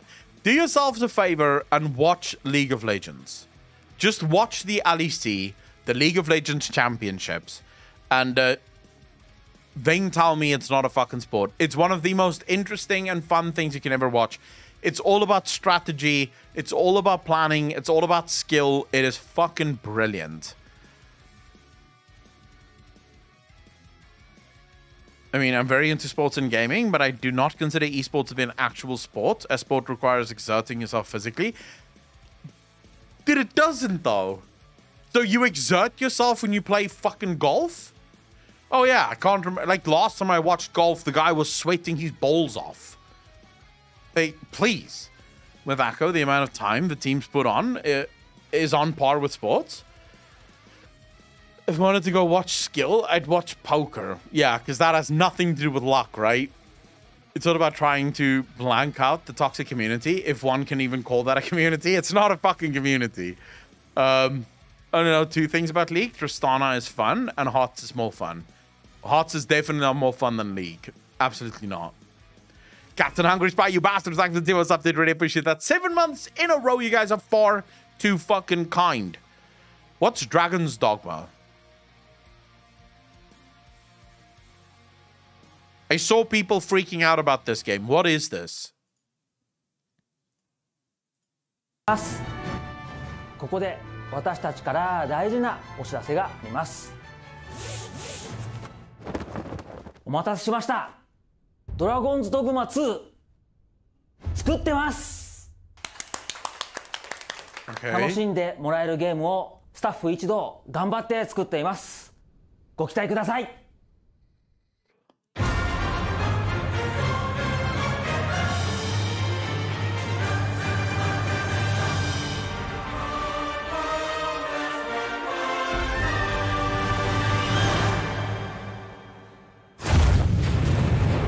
Wait, how is this? They say Dragon's Dogma 2, but it says 10th Dragon's Dogma.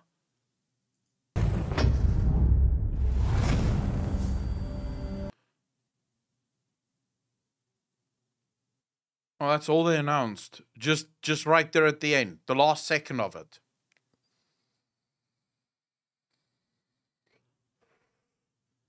I don't know what the fuck this is, though.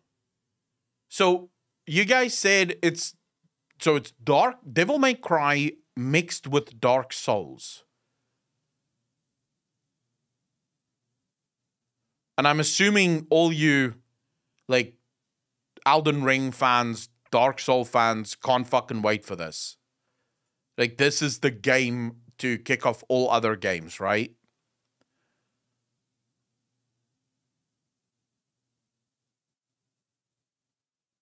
Like I said, I've never played it. I have no idea what it's about or what it even is. Voice TV, what the fuck did you link, bro? Like, you just got wrecked by the bot there? I'll unban you quickly. Don't worry about it.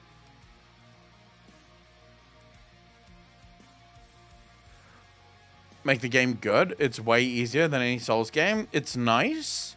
It's niche, but the people who like it love it. When are you going to roll Alden Ring? I don't have money to buy Alden Ring right now, so I'll probably buy it next week. Yeah, most likely next week when I get paid. I'll buy Alden Ring, and then we'll play it. I am looking forward to Hogwarts Legacy.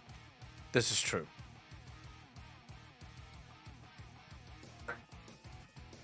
I think Hogwarts Legacy is going to be an absolutely insane game. Yeah, I don't know how much of it I'm going to play on stream, though, because I don't know how many people would be interested in watching it on stream, but I will play it.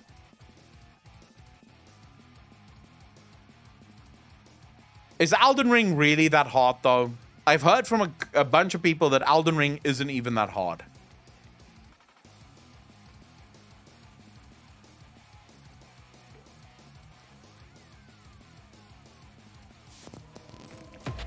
Voicey TV, you bastard. Thanks for the gifted subs. Did really appreciate that. Thank you, thank you, thank you. Why did you gift subs? You could have just subbed yourself, and then you could link as much as you want. But I really do appreciate the 5 community subs. Can we get some hearts in chat? We get some fucking hearts in chat. Can't compose links for me. There you go, bro. There you go. Thinking ahead, thinking about the community. I really appreciate that. Any Souls game is hard if you're not used to Souls games, but it's not as hard as people say. The more you understand the game and get upgrades, the easier the game gets. You don't like survival games because they don't have a story. Have you played Raft? No, I've never played Raft. Which vid, Voicey? You'd have to link the vid to me because I can't see the vid that you linked. Snavel to make it easier. I heard that you can cheese your way through Alden Ring if you get the right gear. Well, you could probably cheese your way through any game. A game that provides you with this much freedom is almost certainly going to be cheesable.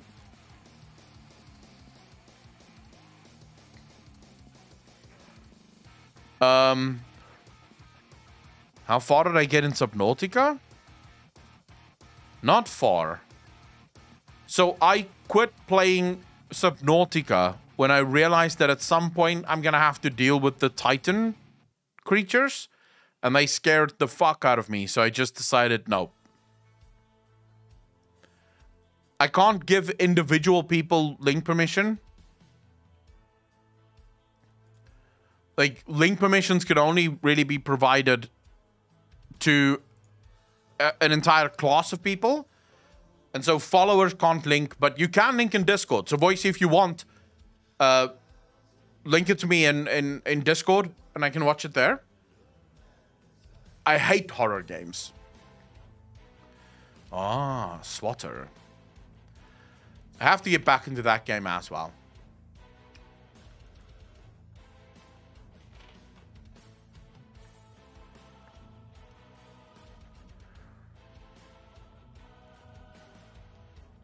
If you guys start spamming the Discord with Nickelback links, there is a good chance that the mods are going to ban you from Discord.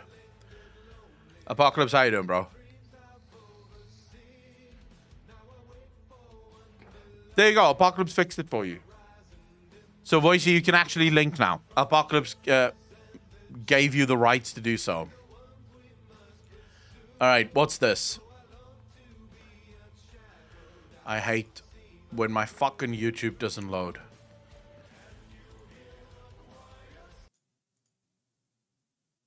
Star Wars The Old Republic 4K Ultra HD Sacrifice Cinematic Trailer. Okay. A man can have anything if he's willing to sacrifice. With your birth comes a solemn vow. You will have nothing. Over there! Yeah! Your privilege is the dirt. Wow, what a hardcore father. Fuck.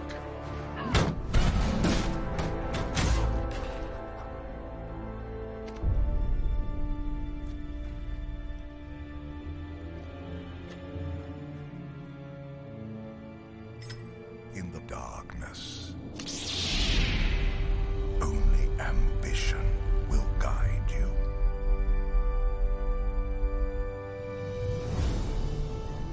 The oaths you swear, the promises you make, they are yours alone. Twin brothers, one good, one bad? Your freedom will be the wars you wage.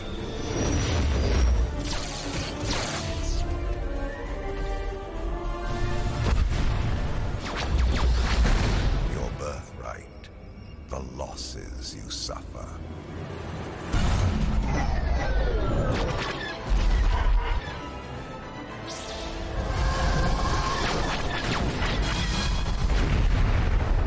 Your entitlement, the pain you endure. What the fuck?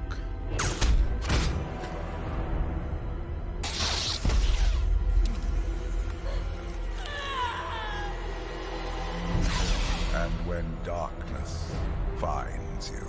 Wow, the brother that was supposed to be good actually turns out to be the bad one. Alone. See now, that is a mask that makes sense. Unlike the mask that the fuck wore in the 7th or whatever movie of fucking Star Wars. This is a mask that actually makes sense. His face got fucked and now he's wearing a mask. Wins, yes. V Rising is absolutely worth getting.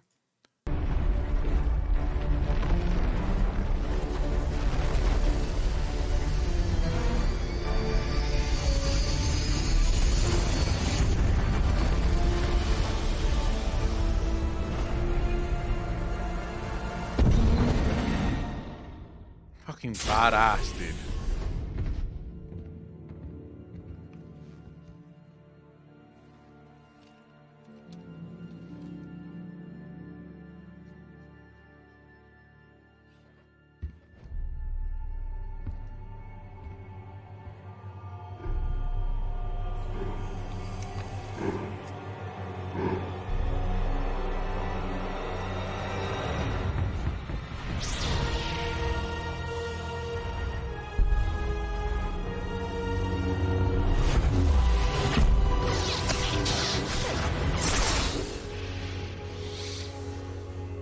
He killed his own brother? Oh my Jesus.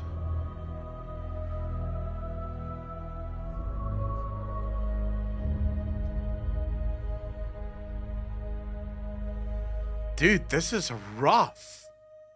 Fuck.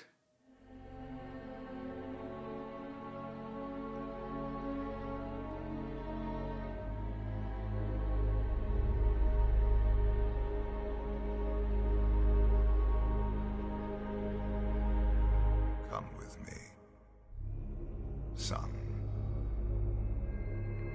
Wait, now his father finally gives a shit? Dude, what the fuck did I just watch? So his father basically wanted this to happen. To the dark side of the Force after you've experienced true pain? Who's their sister? Someone said wait until you meet their sister. Who's the sister?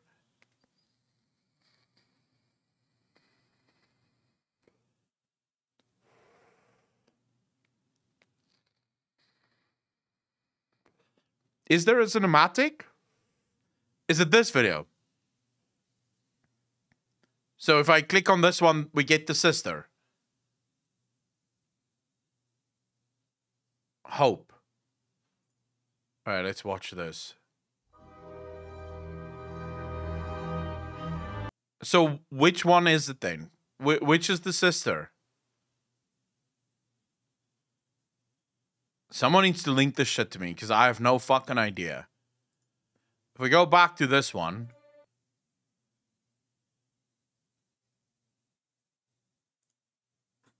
This one. The Old Republic betrayed.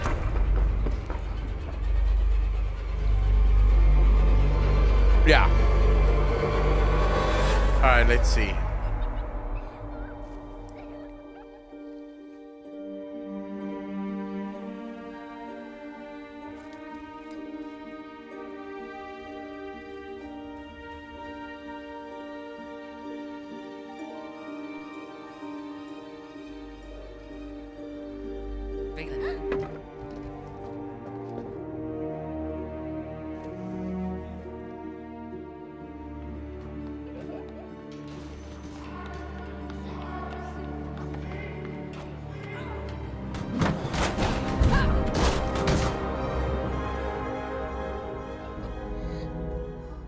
Well, she's very excited to watch her brother fight. Fuck.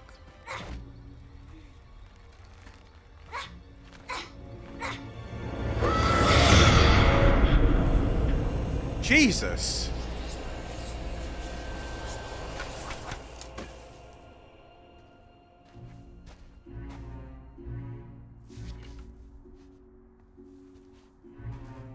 All right, she's got power. Another.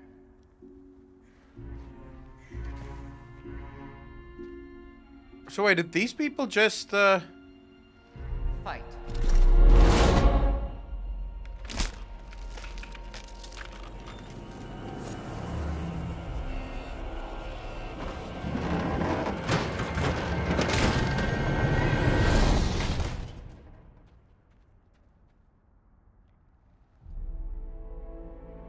Wow.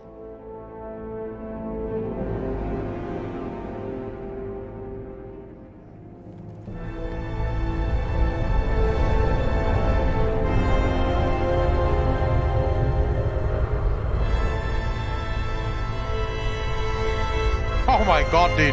So she is not weak. She seems to know what the fuck she's doing.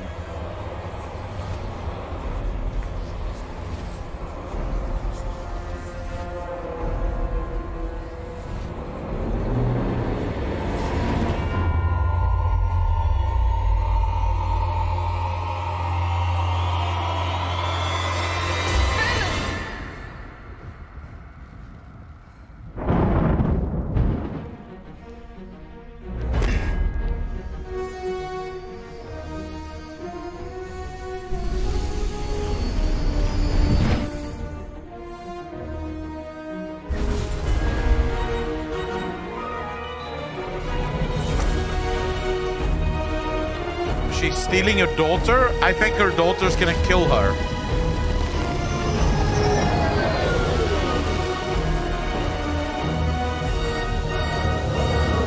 This is very good.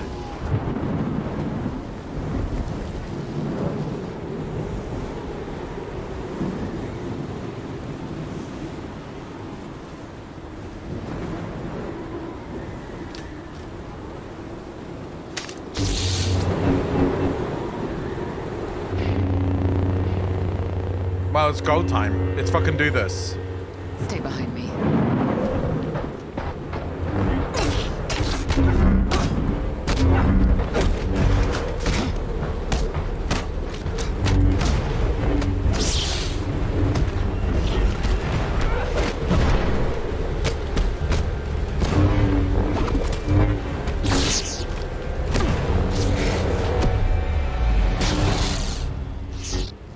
And not a single fuck was given.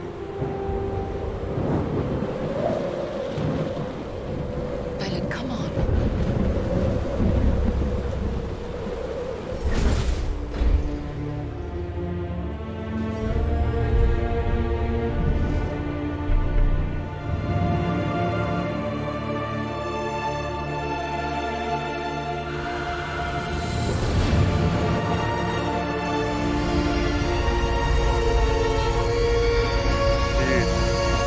Miss Moon, how you doing?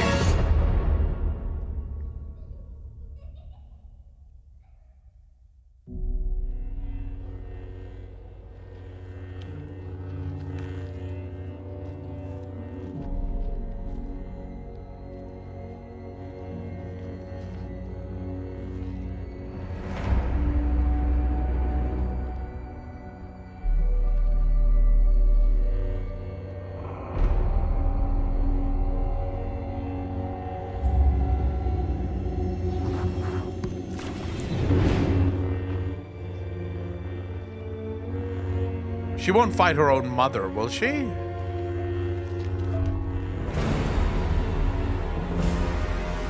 Oh, shit.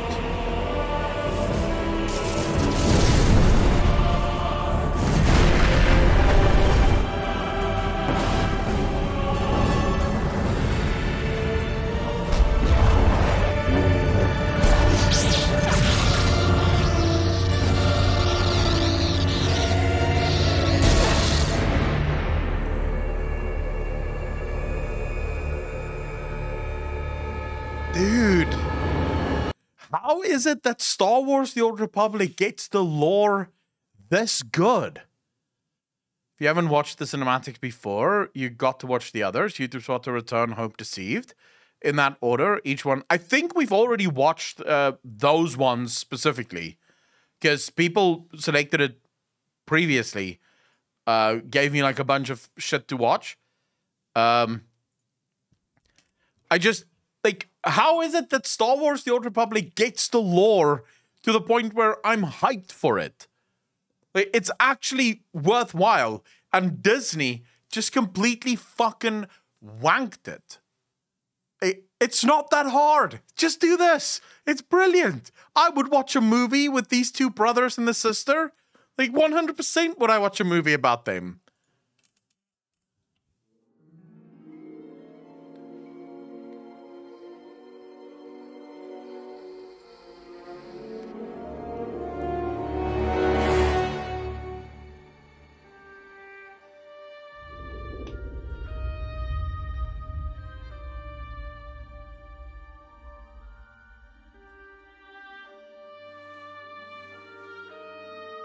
Focus, Sahar.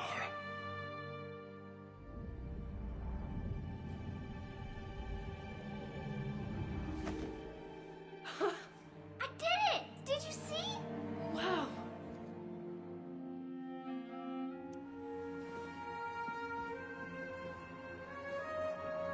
I know it is difficult to accept, but the Force has chosen you.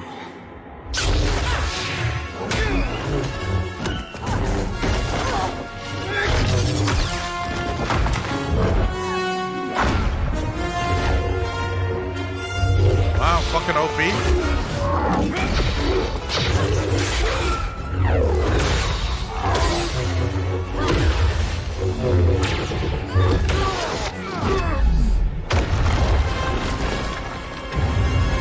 It's hardly fair. Destroy this machine and all records of it.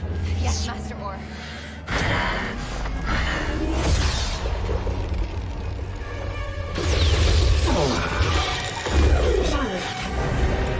Oh, here we go. Marcus. Traitor. Go, now!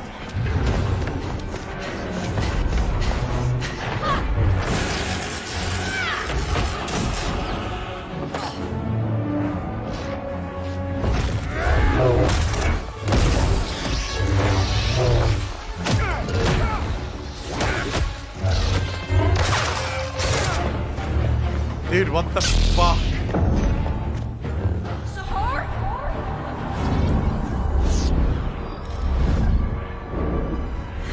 Is that you?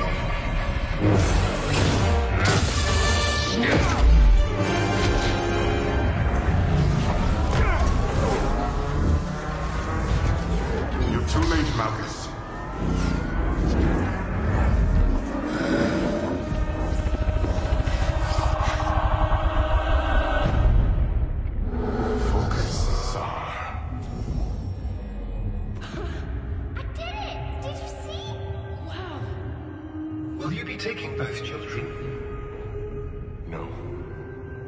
Shows little connection with the Force. Sahar, the Force has chosen you. Sahar, no! I sense your past, Padawan. Can't take her! Your pain. What is that?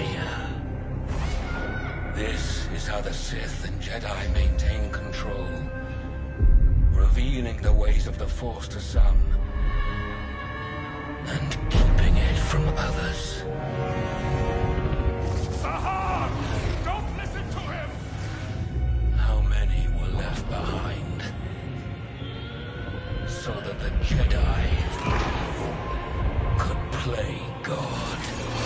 Oh, here we go.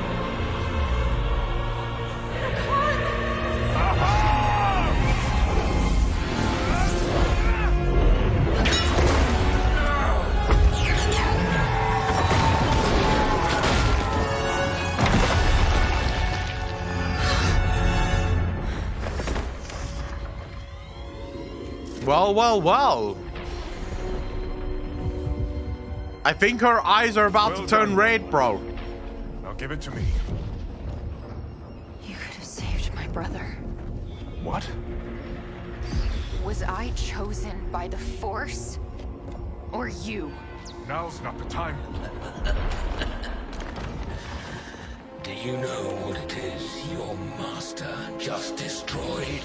Sahar, listen to me. A machine built to find those the Jedi didn't deem worthy. Silence! Give it to me. Now, Padawan. It's not too late. Give me the plans. No! We can still find your brother. I've only ever protected you. You must trust me. Okay.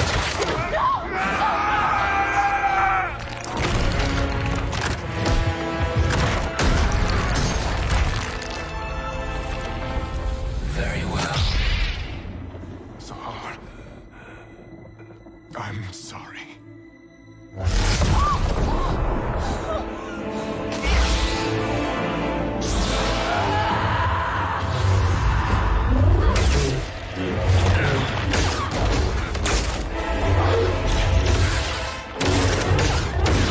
Dude, this girl isn't bad. She kicks ass.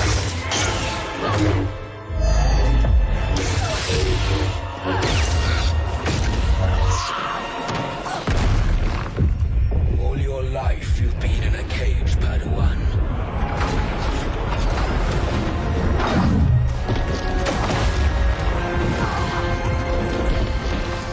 When you're ready, break free.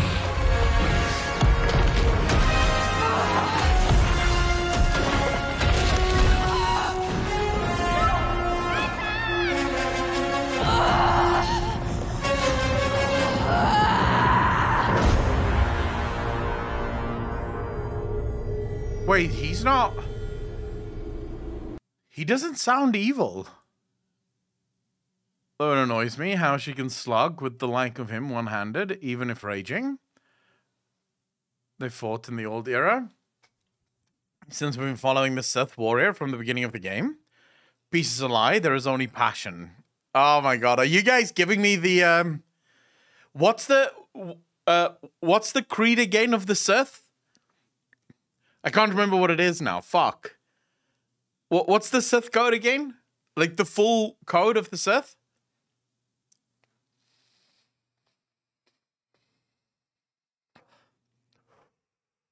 Through passion, I gain strength. And then it's through strength I do something, and then... Dude, it's a cool fucking game. I actually forgot how much fun I had with that game. I should probably do it. I should probably play it again. Through passion, I gain strength. Through strength, I gain power. Peace is a lie. There is only passion. Through passion, I gain strength. Through strength, I gain power. Through power, I gain victory. Through victory, my chains are broken. The force shall free me. All right, there we go. The Sith is the coolest, right? If you're not playing Sith, you're basically wasting everyone's time.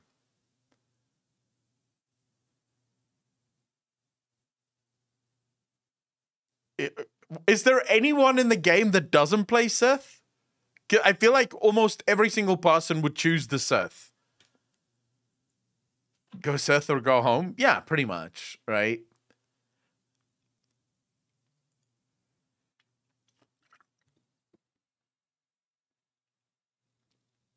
Can't Sith be Jedi as well? I think someone told me that you... like, the Sith and the other one, whatever the fuck you choose... Like, there's no difference. I play Jedi, but that's because I wanted to play the evil side. So not really. You can be light side, dark side on any character. Yeah, basically that's the point. Dark Jedi or a light Sith. Yeah, sorry. That's the point that I was trying to make. You could basically do either or. I'm obviously going to be dark side. Because I have a Sith warrior. I made a Sith. I think, what did we do? Did we do warrior? Rogue? I can't remember. Can't remember what we made. But yeah, I'm basically going to be dark side. Like, there's no doubt about that. I am definitely going to be dark side. Want to go Dark Aligned Jedi? Can you go Dark Aligned Jedi?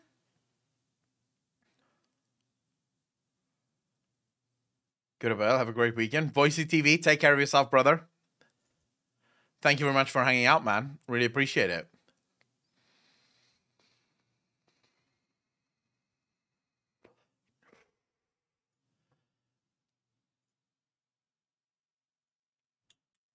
force choking enemies. I haven't gotten to the point where I can do that yet. Sadly, I can't do that yet. But all right, ladies and gentlemen, it's time for me to go. I need to go watch the LEC. I need to grab some food. It's a whole bunch of shit. I'll be back tomorrow night. Same time as always. We're going to be raiding Noble. So for those of you that want to go say hello to Noble, please hit that button. I really appreciate each and one of you. I'll be back tomorrow, same time, same place as always, right here on Twitch. I don't know yet what we might play some video games, or we might just do another just chatting. It all depends. I really appreciate you all. Take care of yourselves. Be kind to each other. Be good to each other. Thank you so much for all the support. Peace out, fam.